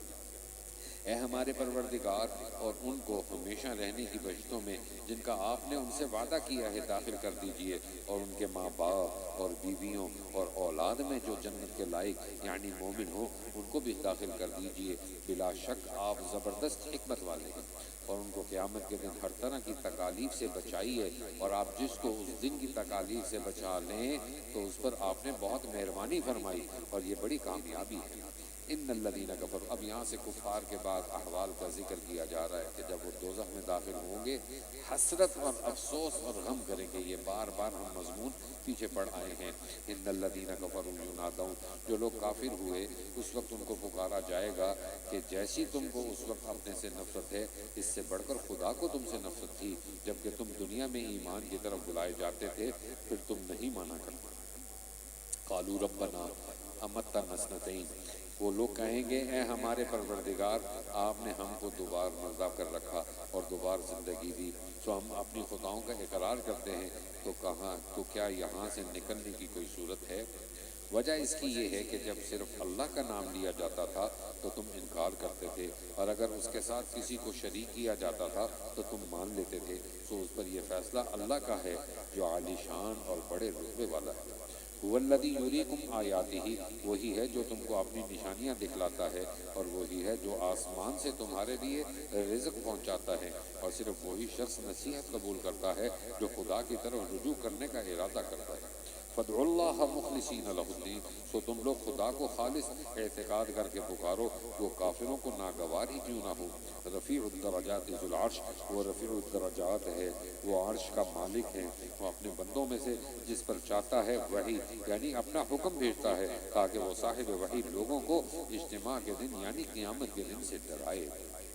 یومہم بارزون. اب یہ یہاں سے پہلے سور اور دوسرے سور کے درمیان 40 سال کا وقت ہوگا، سب فنا ہو چکا. تو اللہ فرمائیں گے لمن الملک اليوم، قیامت کے دن کون ہے مالک؟ تو سب کیا کہیں گے؟ للہ الواحد القہار. اس کا ذکر ہے جس دن سب لوگ خدا کے سامنے موجود ہوں گے کہ ان کی بات خدا سے مخفی نہ رہے گی. آج کے روز کس کی حکومت ہوگی؟ لمن الملک اليوم للہ الواحد القہار، بس اللہ ہی کی ہوگی جو یکتا اور غالب ہے. الیوم تجزی کل نفس بما کسبت، آج ہر شخص کو اس کے کیے کا بدلہ دیا جائے گا. آج کسی پر ظلم نہ ہوگا. ان اللہ سریع الحساب، اللہ تعالیٰ بہت جلد حساب لینے والا ہے. اور آپ ان لوگوں کو ایک قریب آنے والے مصیبت کے دن سے کہ روز قیامت ہے ڈرائیے، جس وقت کلیجے منہ کو آ جائیں گے اور غم سے گھٹ گھٹ جائیں گے. اس روز ظالموں کا نہ کوئی دلی دوست ہوگا اور نہ کوئی سفارشی ہوگا جس کا کہاں مانا جائے. وہ ایسا ہے کہ آنکھوں کی چوری کو جانتا ہے اور ان باتوں کو بھی جو سینوں میں پوشیدہ ہے. اور اللہ تعالیٰ ٹھیک ٹھیک فیصلہ کر دے گا، اور خدا کے سوا جن کو یہ لوگ پکارا کرتے ہیں وہ کسی طرح کا بھی فیصلہ نہیں کر سکتے. ان اللہ هو السمیع البصیر، کیونکہ اللہ ہی سب کچھ سننے والا، سب کچھ دیکھنے والا ہے. اولم یسیروا فی الارض، کیا ان لوگوں نے ملک میں چل پھر کر نہیں دیکھا کہ جو کافر لوگ ان سے پہلے ہو گزرے ہیں ان کا کیسا انجام ہوا؟ وہ لوگ قوت اور نشانوں میں جو کہ زمین پر چھوڑے گئے ہیں ان سے بہت زیادہ تھے، تو ان کے گناہوں کی وجہ سے خدا نے ان پر دار و گیر فرمائی. وما کان لهم من اللہ من واق، اور ان کا خدا اور ان کا کوئی خدا کے عذاب سے بچانے والا نہ ہوا. یہ مواخذہ اس سبب سے ہوا کہ ان کے پاس ان کے رسول واضح دلیلیں لے کر آتے رہے، پھر انہوں نے نہ مانا تو اللہ تعالیٰ ان پر مواخذہ فرمایا. بے شک وہ بڑی قوت والا، سخت سزا دینے والا ہے. یہاں سے حضرت موسیٰ علیہ السلام کو، جس کو اللہ نے کھلے دلائل دے کر بھیجے، اور ایک وہ شخص جس نے، آپ پیچھے پڑھ آئے کہ جب حضرت موسیٰ کے خلاف فرعون نے یہ کہا کہ اب ان کو میں قتل کروں گا، تو وہ مومن جو دل کے اندر ایمان لے آیا تھا، قبطی تھا، قبطی ہونے کے باوجود حضرت موسیٰ پر ایمان لے آیا تھا، اس کے واقعے کا ذکر کیا گیا کہ جب فرعون نے یہ کہا کہ ہم موسیٰ کو قتل کریں گے، تو اس کا 2 رکوع کے اندر ایک ظالم اور جابر بادشاہ کے سامنے جہاد کیا، اور اس نے کہا تم اس شخص کو صرف اس وجہ سے قتل کرتے ہو کہ وہ یہ کہتا ہے کہ میرا رب اللہ ہے. یہ جرم ہے اس کا، اور اس کا جرم کیا کہ وہ تمہیں خدا نہیں مانتا. حضرت موسیٰ نے، روایات کے اندر آتا ہے کہ فرعون کو یہ کہا کہ اللہ نے مجھے یہ کہا ہے کہ تمہیں میں ایک آپشن دیتا ہوں، وہ اختیار دیتا ہوں کہ جب تک تم زندہ رہے کبھی بوڑھے نہیں ہوگے، جوان ہی رہو گے، اور جب تک تم زندہ رہے جتنی تمہاری عمر ہے یہ حکومت تمہارے پاس رہے گی، تو تم ایمان لے. اور شرط یہ، تو فرعون نے کہا کہ میں مشورہ کر لیتا ہوں. تو حضرت موسیٰ نے کہا مشورہ کرنا ہے تو صرف اپنی بیوی سے کرنا اور کسی سے نہ کرنا. اس نے کہا ٹھیک ہے. فرعون حضرت اپنی بیوی جو ایمان لا چکی تھی حضرت آسیہ، ان سے کہنے لگا کہ موسیٰ آج یہ ایک میرے پاس لے کے آئے ہیں بات کہ میں ایمان لے آؤں تو میں کبھی بوڑھا نہیں ہوں گا اور یہ حکومت بھی میرے پاس ہی رہے گی. تو حضرت آسیہ نے کہا اس سے بڑی اچھی اور بات کیا ہے، بڑھاپا نہیں آئے گا اور جب تک زندہ مرنا تو ہے ہی ہے، تو حکومت بھی تمہارے پاس رہے گی، تو ایمان لے آؤ، اس سے اچھی اور کیا بات ہوگی. انہوں نے کہا اچھا سوچتا ہوں. تو اس نے اپنے دوست جو اس کا مشیر حامان تھا اس کو بلایا، اور اس نے کہا، حالانکہ موسیٰ علیہ السلام نے کہا تھا کہ اور کسی سے مشورہ نہ کرنا، تو کہنے لگا کہ موسیٰ نے مجھے یہ کہا ہے کہ میں بوڑھا نہیں ہوں گا اور حکومت میرے پاس رہے گی، تو تم کیا کہتے ہو؟ تو اس نے اپنی کمان سے تلوار نکالی اور تلوار نکال کر حضرت موسیٰ کے ہاتھ میں دی اور کہنے لگا کہ یہ گردن تیرے علاوہ کہیں اور نہیں جھکی، میں اب اپنی اس گردن کو تیرے علاوہ کہیں اور نہیں جھکاؤں گا. تو نے اگر ایمان لانا ہے تو سب سے پہلے میری گردن کو اڑا دے پھر لے.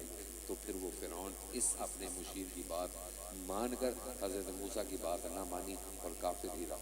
تو پھر پتہ کیا کہنے لگا، کہتا ہے اچھا پھر اس طرح کرو، ایک بڑی عمارت بناؤ، جو موسیٰ بار بار کہتا ہے نا کہ میرا خدا اوپر ہے، میں اس کے خدا تک پہنچنا چاہتا ہوں، اور وہ عمارت بناؤ، میں اس پر چڑھ کے دیکھتا ہوں کہ موسیٰ کا خدا کدھر ہے. کہتے ہیں وہ پھر عمارت بنائی حضرت جبرائیل نے اپنے پر کے کونے سے اس عمارت کو مارا اور وہ عمارت زمین بوس ہو گئی۔ اب اس کا ذکر ہے، ترجمہ دیکھ لیجئے۔ وَلَقَدْ أَرْسَلْنَا مُوسَىٰ بِآيَاتِنَا، اور ہم نے موسیٰ کو اپنے احکام اور کلی دلیل کے ساتھ فرعون اور حامان اور قارون کے پاس بھیجا، تو ان لوگوں نے کہا کہ یہ جادوگر اور جھوٹا ہے۔ اور اس کے بعد جب وہ عام لوگوں کے پاس دین حق جو ہماری طرف سے تھا لے کر آئے، تو ان مذکور لوگوں نے بطور مشورہ کے کہا کہ جو لوگ ان کے ساتھ ایمان لے آئے ہیں ان کے بیٹوں کو قتل کر ڈالو اور ان کی لڑکیوں کو زندہ رہنے دو، اور ان کافروں کی تدبیر محض بے اثر رہی۔ اور فرعون نے اہل دربار سے کہا کہ مجھ کو چھوڑو، میں موسیٰ کو قتل کر ڈالوں، اور اس کو چاہیے کہ اپنے رب کو مدد کے لیے پکارے، مجھ کو اندیشہ ہے کہ وہ کہیں تمہارا دین نہ بدل ڈالے یا ملک میں کوئی خرابی نہ پھیلا دے۔ اور موسیٰ نے جب یہ بات سنی تو کہا کہ میں اپنے اور تمہارے یعنی سب کے پروردگار کی پناہ لیتا ہوں ہر دماغ شخص کے شر سے جو روز حساب پر یقین نہیں رکھتا۔ وقال رجل مؤمن، یہاں سے اس شخص کا ذکر کیا جا رہا ہے، اور اس مجلس مشورہ میں ایک مومن شخص نے جو کہ فرعون کے خاندان سے تھا اور اب تک اپنا ایمان پوشیدہ رکھے تھا، کہا کہ کیا تم ایک ایسے شخص کو محض اس بات پر قتل کرتے ہو ان یقول ربی اللہ، کہ وہ کہتا ہے کہ میرا پروردگار اللہ ہے، حالانکہ وہ تمہارے رب کی طرف سے اس دعوے پر دلیل بھی لے کر آیا ہے، اور اگر بالفرض وہ جھوٹا ہی ہو تو اس کا جھوٹ اسی پر پڑے گا، اور اگر وہ سچا ہوا تو وہ جو کچھ پیش گوئی کر رہا ہے اس میں سے کچھ تو تم پر ضرور ہی پڑے گا۔ ان اللہ لا یہدی، اللہ تعالیٰ ایسے شخص کو مقصود تک نہیں پہنچاتا جو اپنی حد سے گزر جانے والا، بہت جھوٹ بولنے والا ہو۔ اے میرے بھائیو، آج تو تمہاری سلطنت ہے کہ اس سرزمین میں تم حاکم ہو، سو خدا کے عذاب میں ہماری کون مدد کرے گا اگر ان کے قتل کرنے سے وہ ہم پر آ پڑا۔ فرعون نے یہ تقریر سن کر جواب میں کہا کہ میں تو تم کو وہی رائے دوں گا جو خود سمجھ رہا ہوں کہ ان کا قتل ہی مناسب ہے، اور میں تم کو عین طریق مصلحت بتلاتا ہوں۔ اور اس مومن نے کہا کہ صاحبو، مجھ کو تمہاری نسبت اور امتوں کے سے روز بد کا اندیشہ ہے، جیسا قوم نوح اور عاد اور سمود اور ان کے بعد والوں یعنی قوم لوط وغیرہ کا حال ہوا تھا، اور خدا تعالیٰ تو بندوں پر کسی طرح کا ظلم کرنا نہیں چاہتے۔ اور صاحب، مجھ کو تمہاری نسبت اس دن کا اندیشہ ہے جس میں کثرت سے ندائیں ہوں گی، جس روز موقف حساب سے پشت پھیر کر دوزخ کی طرف لوٹو گے، اور اس وقت تم خدا سے کوئی بچانے والا نہ ہوگا، اور جس کو خدا ہی گمراہ رکھے اس کا کوئی ہدایت کرنے والا نہیں۔ اور اس کے قبل تم لوگوں کے پاس یوسف علیہ السلام دلائل توحید نبوت کے لے کر آ چکے ہیں، سو تم ان امور میں بھی برابر شک ہی میں رہے جو وہ تمہارے پاس لے کر آئے تھے، حتیٰ کہ جب ان کی وفات ہو گئی تو تم لوگ کہنے لگے بس اب اللہ ہی کسی رسول کو نہ بھیجے گا۔ اسی طرح اللہ تعالیٰ آپے سے باہر ہو جانے والوں اور شبہات میں گرفتار رہنے والوں کو غلطی میں ڈالے رکھتا ہے۔ جو بلا کسی سند کے ان کے پاس موجود ہو خدا کی آیتوں میں جھگڑے نکالا کرتے ہیں، اس کج بحثی سے خدا تعالیٰ کو بڑی نفرت ہے اور مومنین کو بھی، اور اسی طرح اللہ تعالیٰ ہر مغرور جابر کے پورے قلب پر مہر کر دیتا ہے۔ وقال فرعون، اور فرعون نے کہا اے حامان، میرے واسطے ایک بلند عمارت بنواؤ، شاید میں آسمان پر جانے کی راہوں تک پہنچ جاؤں، پھر وہاں جا کر موسیٰ کے خدا کو دیکھوں بھالوں، اور میں تو موسیٰ کو جھوٹا ہی سمجھتا ہوں۔ اور اسی طرح فرعون کی اور بدکرداریاں بھی اس کے مستحسن معلوم ہوئی تھیں، اور سیدھے رستے سے رک گیا، اور فرعون کی ہر تدبیر غارت ہو گئی۔ وقال الذی، اب یہاں سے پھر اسی رجل مومن کا مزید کلام، باوجود قبطی ہونے کے اللہ نے اس کو عذاب سے بچا لیا۔ فرعون کا رشتہ دار ہونے کے باوجود اللہ کے عذاب سے بچ گیا، اور برخلاف فرعون اور اس کی قوم کو اللہ نے کیا کیا؟ پانی کے اندر غرق کیا۔ اسی کا ذکر ہے۔ اور اس مومن نے کہا اے بھائیو، تم میری راہ پر چلو، میں تم کو ٹھیک ٹھیک رستہ بتلاتا ہوں۔ اے بھائیو، یہ دنیاوی زندگانی محض چند روزہ ہے، اور اصل ٹھہرنے کا مقام تو آخرت ہے، جہاں جزا کا یہ قانون ہے کہ جو شخص گناہ کرتا ہے اس کو تو برابر سرابر ہی بدلہ ملتا ہے، اور جو نیک کام کرتا ہے خواہ مرد ہو یا عورت، بشرطے کہ مومن، ایسے لوگ جنت میں جائیں گے اور وہاں بے حساب ان کو رزق ملے گا۔ اور اے میرے بھائیو، یہ کیا بات ہے کہ میں تو تم کو طریق نجات کی طرف بلاتا ہوں اور تم مجھ کو دوزخ کی طرف بلاتے ہو، یعنی تم مجھ کو اس بات کی طرف بلاتے ہو کہ میں خدا تعالیٰ کے ساتھ کفر کروں اور ایسی چیزوں کو اس کا ساجی بناؤں جس کے ساجی ہونے کی میرے پاس کوئی دلیل نہیں، اور میں تم کو خدائے زبردست خدا بخش کی طرف بلاتا ہوں۔ یقینی بات ہے کہ تم جس چیز کی عبادت کی طرف مجھ کو بلاتے ہو وہ نہ تو دنیا ہی میں پکارے جانے کے لائق ہے اور نہ آخرت میں، اور یقینی بات یہ ہے کہ ہم سب کو خدا کے پاس جانا ہے، اور جو لوگ دائرہ عبودیت سے نکل رہے ہیں وہ سب دوزخی ہوں گے۔ سو آگے چل کر تم میری بات کو یاد کرو گے۔ وَأُفَوِّضُ أَمْرِي إِلَى اللَّهِ، اور میں اپنا معاملہ اللہ کے سپرد کرتا ہوں، خدا تعالیٰ سب بندوں کا نگران ہے۔ پھر خدا تعالیٰ نے اس مومن کو ان لوگوں کی مضر تدبیروں سے محفوظ رکھا، اور فرعون والوں پر مع فرعون کے موذی عذاب نازل ہوا، جس کا آگے بیان ہے کہ وہ لوگ برزخ میں صبح اور شام آگ کے سامنے لائے جاتے ہیں، اور جس روز قیامت قائم ہوگی حکم ہوگا کہ فرعون والوں کو مع فرعون کے نہایت سخت آگ میں داخل کر دو۔ اب اس آیت سے معلوم ہوا کہ برزخ میں بھی عذاب ہوگا، یہاں برزخ کا عذاب ثابت ہے، اور پھر قیامت کے دن ان کو دوبارہ لایا جائے گا، پھر دوبارہ ان کی کھالیں چڑھے گی، دوبارہ ان کی ہڈیوں پر گوشت چڑھے گا، پھر ان کو عذاب دیا جائے گا۔ اور جب کہ کفار دوزخ میں ایک دوسرے سے جھگڑیں گے تو ادنا درجے کے لوگ یعنی تابعین بڑے درجے کے لوگوں سے کہیں گے کہ ہم دنیا میں تمہارے تابع تھے، سو کیا تم ہم سے آگ کا کوئی جزو ہٹا سکتے ہو؟ قال الذین، وہ بڑے لوگ کہیں گے کہ ہم سب ہی دوزخ میں ہیں۔ اللہ تعالیٰ بندوں کے درمیان فیصلہ کر چکا ہے، اور اس کے بعد جتنے لوگ دوزخ میں ہوں گے جہنم کے معقل فرشتوں سے درخواست کے طور پر کہیں گے کہ تم ہی اپنے پروردگار سے دعا کرو کہ کسی دن تو ہم سے عذاب ہلکا کر دے۔ قالوا اولم تکو، فرشتے کہیں گے کہ یہ بتلاؤ کیا تمہارے پاس تمہارے پیغمبر معجزات لے کر نہیں آتے رہے؟ دوزخی کہیں گے بلا۔ قالوا فادعوا، کہ ہاں آتے تو رہے تھے۔ فرشتے کہیں گے کہ پھر تم بھی دعا کرو، اور کافروں کی دعا محض بے اثر ہے۔ اب انا لننصر یہاں سے رسول اللہ اور اہل ایمان کی دنیا اور آخرت میں مدد کی بشارت کو بیان کیا جا رہا ہے۔ انا لننصر رسولنا، ہم اپنے پیغمبروں کی اور ایمان والوں کی دنیاوی زندگانی میں بھی مدد کرتے ہیں، اور اس روز بھی جس میں گواہی دینے والے یعنی فرشتے جو کہ اعمال نامے لکھتے تھے کھڑے ہوں گے، جس دن کے ظالموں یعنی کافروں کو ان کی معذرت کچھ نفع نہ دے گی، اور ان کے لیے لعنت ہوگی، اور ان کے لیے اس عالم میں خرابی ہوگی۔ وَلَقَدْ آتَيْنَا مُوسَى الْهُدَىٰ، اور آپ کے قبل ہم موسیٰ کو ہدایت نامہ یعنی تورات دے چکے ہیں، اور پھر ہم نے وہ کتاب بنی اسرائیل کو پہنچائی تھی تو وہ ہدایت اور نصیحت کی کتاب تھی اہل عقل یعنی سلیم کے لیے۔ فَاصْبِرْ إِنَّ وَعْدَ اللَّهِ حَقٌّ وَاسْتَغْفِرْ، اب یہاں پر ایک مسئلہ ذہن میں نشین رکھیے، یہاں اللہ تعالیٰ حضرت صلی اللہ علیہ وسلم کو کہہ رہے ہیں صبر کرو اور استغفار کرو۔ اب استغفار کون کرتا ہے؟ ظاہر ہے جس سے گناہ ہو وہی استغفار کرے گا، اور رسول اللہ صلی اللہ علیہ وسلم تو گناہوں سے پاک ہیں، معصوم ہیں، تو آپ کو کیوں حکم دیا آپ استغفار کریں؟ تو بات یہ دو ذہن میں رکھیے جواب، ایک تو رفع درجات کے لیے آپ اپنے درجات کو بلند کرنا چاہتے ہیں، اور دوسرا ہم لوگوں کو یعنی امت کو تعلیم دینے کے لیے۔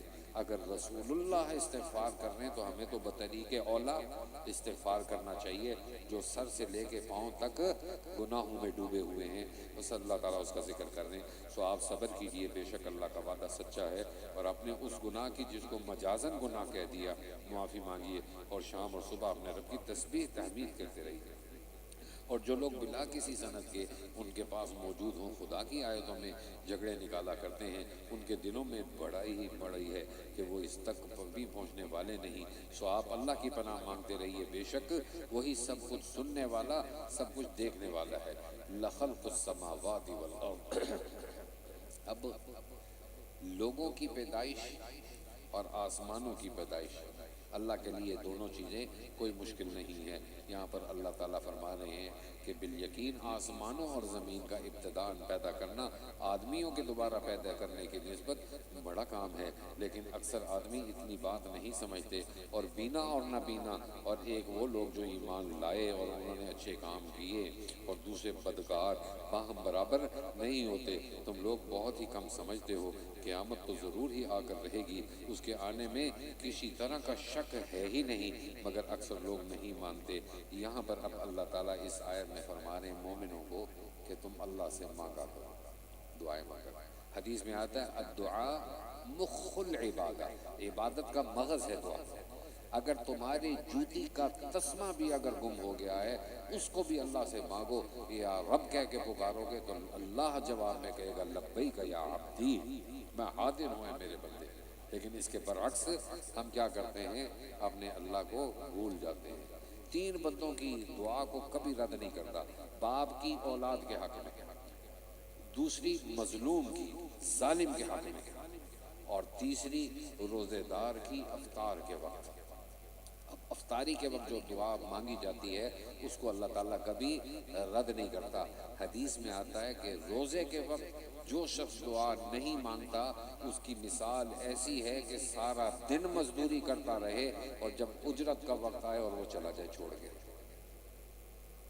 تو روزے کے وقت دعا کو اللہ قبول فرماتے ہیں۔ اللہ تعالیٰ ہماری دعاؤں کو ہمارے حق میں قبول فرمائے۔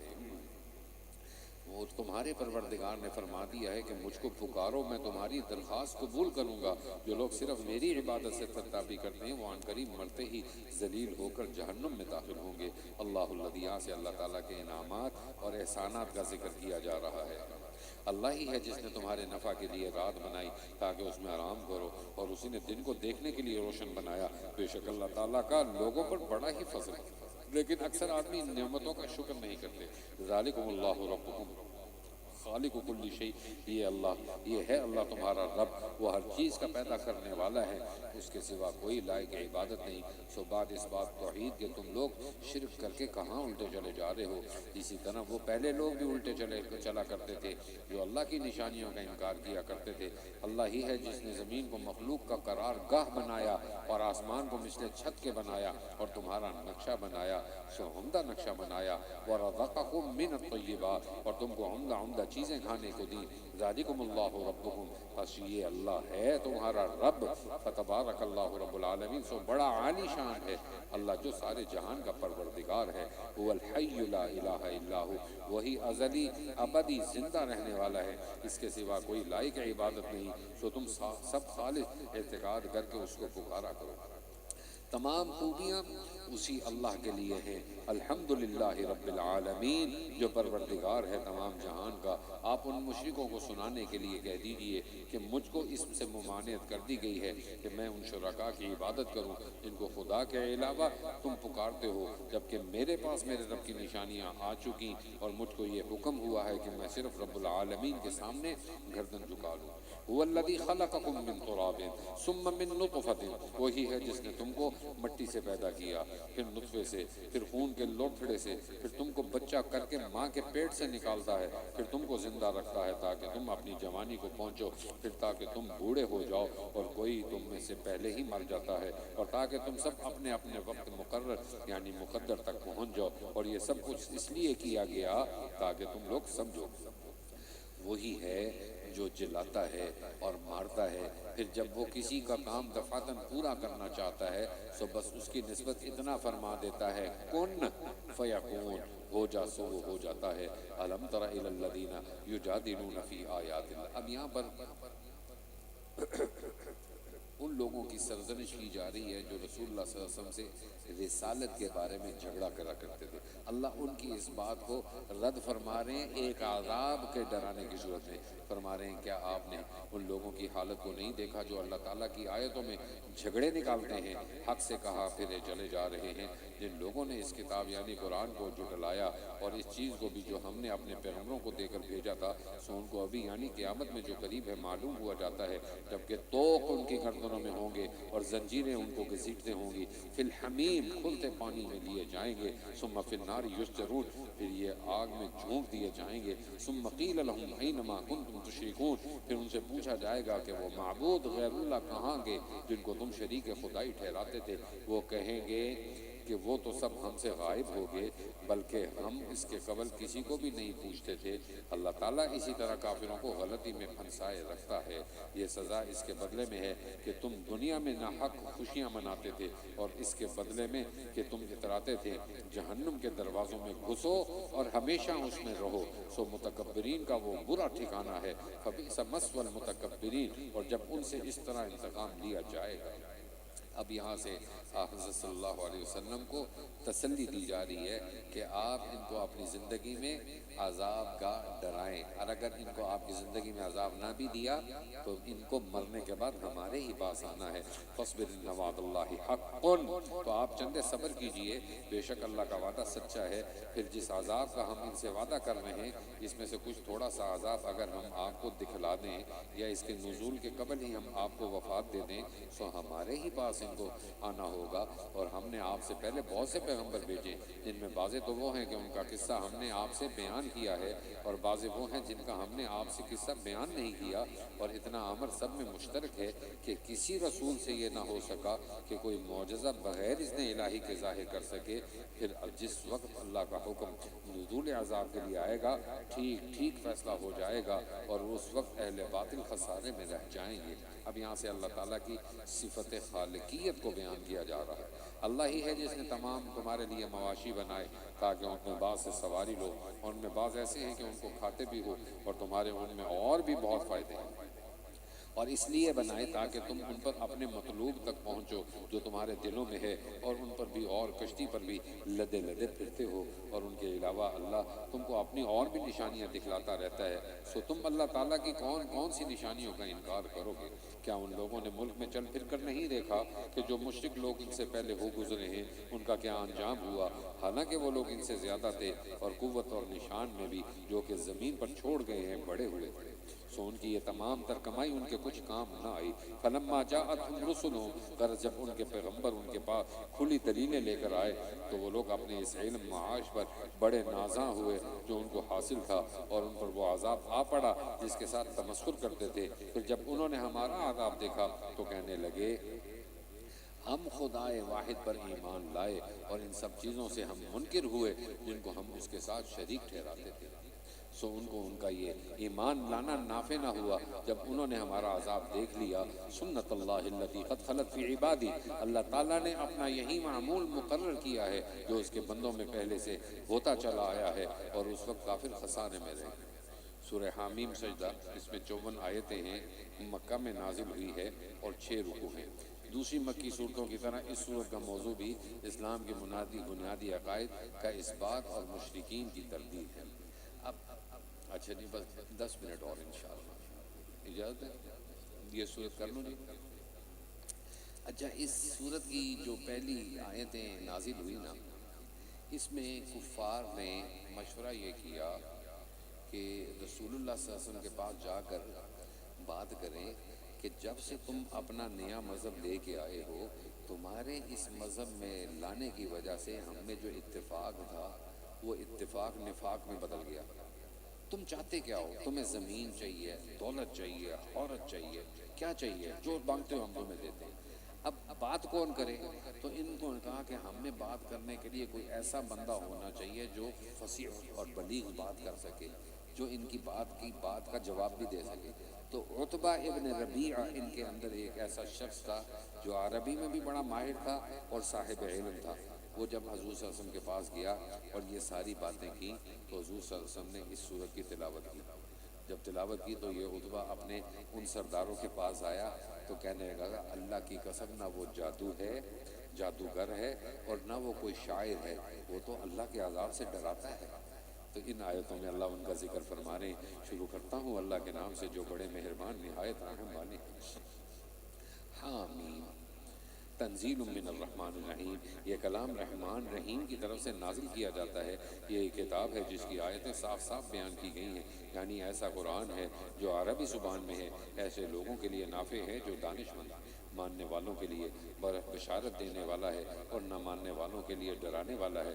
تو اکثر لوگوں نے اس سے روگردانی کی، پھر وہ وجہ اعراض کے سنتے ہی نہیں، اور وہ لوگ کہتے ہیں کہ جس بات کی طرف آپ ہم کو بلاتے ہیں ہمارے دل اس سے پردوں میں ہیں، اور ہمارے کانوں میں ڈانٹ لگ رہی ہے، اور ہمارے اور آپ کے درمیان میں ایک حجاب ہے، سو اپنا کام کیے جائیے، اپنا کام کر رہے ہیں۔ قل انما انا بشر مثلکم، آپ فرما دیجئے کہ میں بھی تم ہی جیسا بشر ہوں، مجھ پر یہ وحی نازل ہوتی ہے کہ تمہارا معبود ایک ہی معبود ہے، سو اس معبود پر حق کی طرف سیدھ باندھ لو اور اس سے معافی مانگو۔ اور ایسے مشرکوں کے لیے بڑی خرابی ہے جو زکوٰۃ نہیں دیتے اور وہ آخرت کے منکر ہی رہتے ہیں، اور برخلاف ان کے جو لوگ ایمان لے آئے اور انہوں نے نیک کام کیے، ان کے لیے آخرت میں ایسا اجر ہے جو کبھی موقوف ہونے والا نہیں۔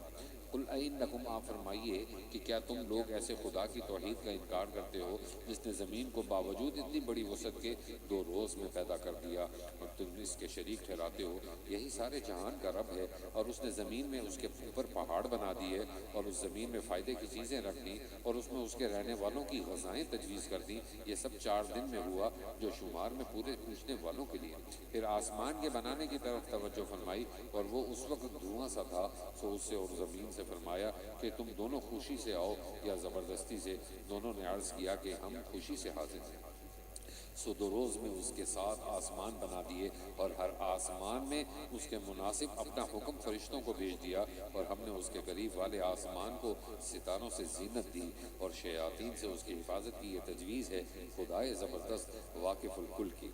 پھر اگر دلائل توحید سن کر بھی یہ لوگ توحید سے اعراض کریں تو آپ کہہ دیجئے کہ میں تم کو ایسی آفت سے ڈراتا ہوں جیسی عاد اور سمود پر شرک اور کفر کی بدولت آفت آئی تھی، جبکہ ان کے پاس ان کے آگے سے بھی اور ان کے پیچھے سے بھی پیغمبر آئے کہ بجز اللہ کے اور کسی کو مت پوجو۔ انہوں نے جواب دیا کہ اگر ہمارے پروردگار کو یہ منظور ہوتا کہ کسی کو پیغمبر بنا کر بھیجے تو فرشتوں کو بھیجتا، تو ہم اس توحید سے بھی منکر ہوئے جس کو دے کر بزام میں خود تم بھیجے گئے ہو۔ پھر وہ جو عاد کے لوگ تھے وہ دنیا میں حق کا تکبر کرنے لگے اور کہنے لگے وہ کون ہے جو قوت میں ہم سے زیادہ ہے؟ آگے جواب ہے کہ کیا ان کو یہ نظر نہ آیا کہ جس خدا نے ان کو پیدا کیا وہ ان سے قوت میں بہت زیادہ ہے اور ہماری آیتوں کا انکار کرتے رہے۔ فَأَرْسَلْنَا عَلَيْهِمْ رِيحًا، تو ہم نے ان پر ایک ہوائے تند ایسے دنوں میں پہنچائی جو منحوس تھے، تاکہ ہم ان کو اس دنیاوی حیات میں رسوائی کے عذاب کا مزہ چکھا دیں، اور آخرت کا عذاب اور زیادہ رسوائی کا سبب ہے اور ان کو مدد نہ پہنچے گی۔ اور وہ جو سمود تھے تو ہم نے ان کو پیغمبر کے ذریعے سے رستہ بتلایا، سو انہوں نے گمراہی کو بمقابلہ ہدایت کے پسند کیا، بس ان کو عذاب سزاپا ذلت کی آفت نے پکڑ لیا ان کی بدکرداریوں کی وجہ سے، اور ہم نے اس عذاب سے ان لوگوں کو نجات دی جو ایمان لائے اور ہم سے ڈرتے تھے، اور ان کو وہ بھی دن یاد دلائیے جس دن اللہ کے دشمن یعنی کفار دوزخ کی طرف جمع کرنے کے لیے موقف حساب میں لائے جائیں گے۔ حتیٰ یہاں پر اب قیامت کے دن کافر اپنے اعمال کا انکار کریں گے، جو عمل کیا نا اس کا انکار کریں گے۔ یہ مضمون ہم سورہ یاسین میں پڑھ چکے ہیں کہ اللہ تعالیٰ پھر ان کے اعضاء کو آواز اور زبان دے گا، پھر ان کے اعضاء بولیں گے، اسی کا ذکر فرما رہے ہیں۔ پھر وہ روکے جائیں گے تاکہ بقیہ بھی آ جائیں، یہاں تک کہ جب وہ اس کے قریب آ جائیں گے تو ان کے کان اور آنکھیں اور ان کی کھالیں ان پر ان کے اعمال کی گواہی دیں گے، اور اس وقت وہ لوگ متعجب ہو کر اپنے اعضاء سے کہیں گے کہ تم نے ہمارے خلاف کیوں گواہی دی؟ وہ اعضاء جواب دیں گے کہ ہم کو اس اللہ نے گویائی دی جس نے ہر گویا چیز کو گویائی دی، اور اسی نے تم کو اول بار پیدا کیا تھا اور اسی کے پاس پھر لائے گئے، اور تم دنیا میں اس بات سے اپنے آپ کو چھپا ہی نہ سکتے تھے کہ تمہارے کان اور آنکھیں اور کھانے تمہارے خلاف گواہی دیں، لیکن تم اس گمان میں رہے کہ اللہ تعالیٰ تم کو تمہارے بہت سے اعمال کی خبر بھی نہیں، اور تمہارے اسی گمان نے جو کہ تم نے اپنے رب کے ساتھ کیا تھا تم کو برباد کیا، پھر تم ابدی خسارے میں پڑ گئے۔ سو اس حالت میں اگر یہ لوگ صبر کریں تب بھی دوزخ ہی ان کا ٹھکانہ ہے۔ وَإِن يَسْتَعْتِبُوا فَمَا هُم مِّنَ الْمُعْتَبِينَ، اور اگر وہ عذر کرنا چاہیں گے تو بھی مقبول نہ ہوگا۔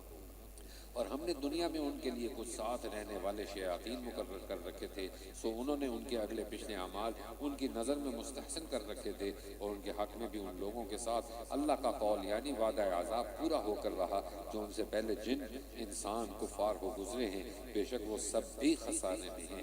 وقال الذین کفروا، یہاں سے کفار کی ایک ایسی حرکت کو بیان کیا جا رہا ہے۔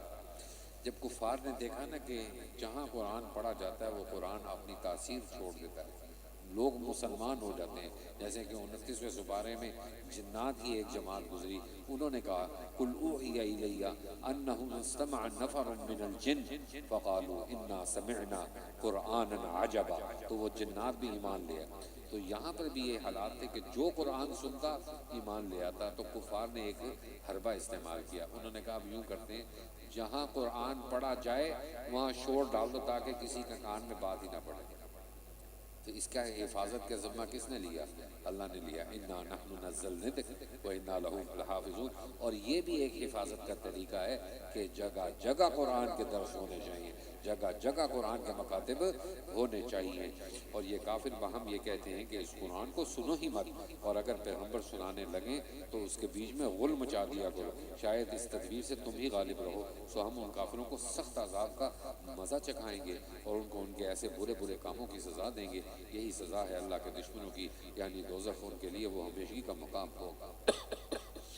اس بات کے بدلے میں کہ وہ ہماری آیتوں کا انکار کیا کرتے تھے، اور جب مبتلائے عذاب ہوں گے تو وہ کفار کہیں گے اے ہمارے پروردگار، ہم کو وہ دونوں شیطان اور انسان دکھا دیجئے جنہوں نے ہم کو گمراہ کیا تھا، ہم ان کو اپنے پیروں تلے مل ڈالیں تاکہ وہ خوب ذلیل ہوں۔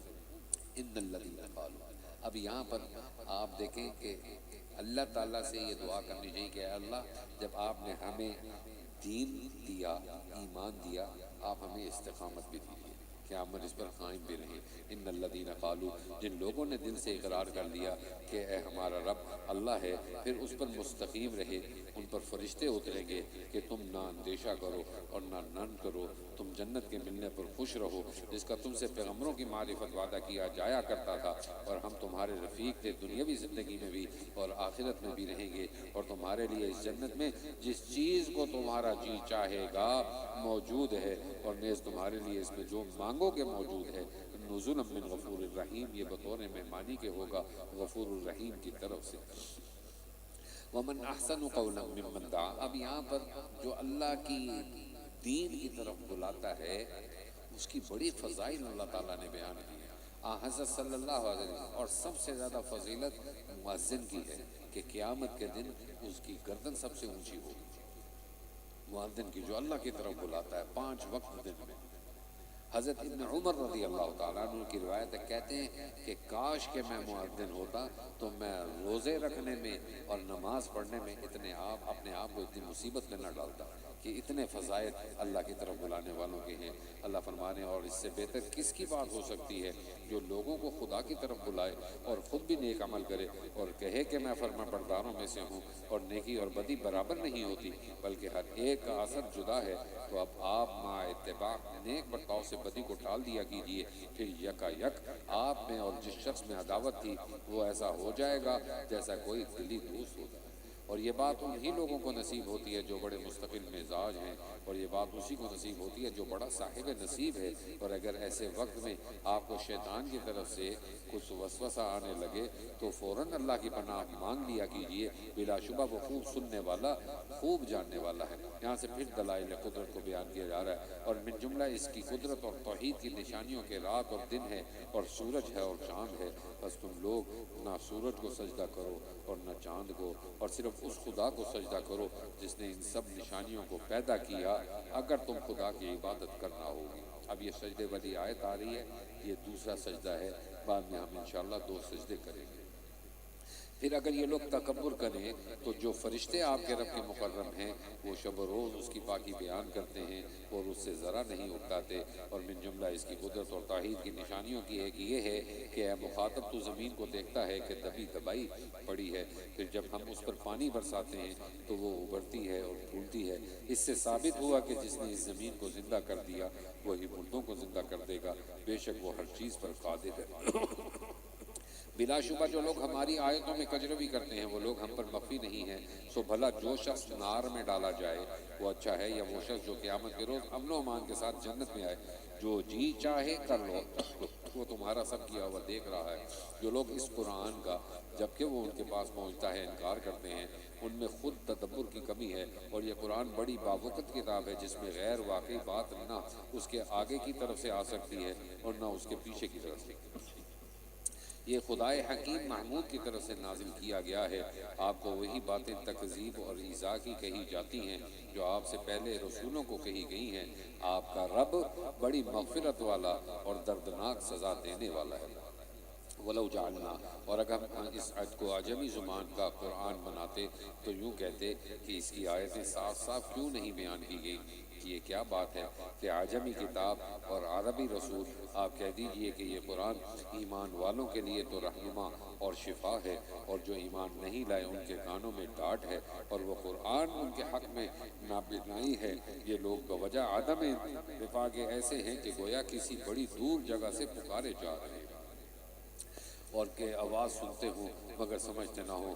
وَلَقَدْ آتَيْنَا مُوسَى الْكِتَابَ، اور ہم نے موسیٰ کو بھی کتاب دی تھی، سو اس میں بھی اختلاف ہوا، اور اگر ایک بات نہ ہوتی جو آپ کے رب کی طرف سے پہلے ٹھہر چکی ہے کہ پورا عذاب ان کو آخرت میں ملے گا، تو ان کا فیصلہ دنیا ہی میں ہو چکا ہوتا، اور یہ لوگ اس کی طرف سے ایسے شک میں ہیں۔ اب یہ فیصلہ کن آیت ہے۔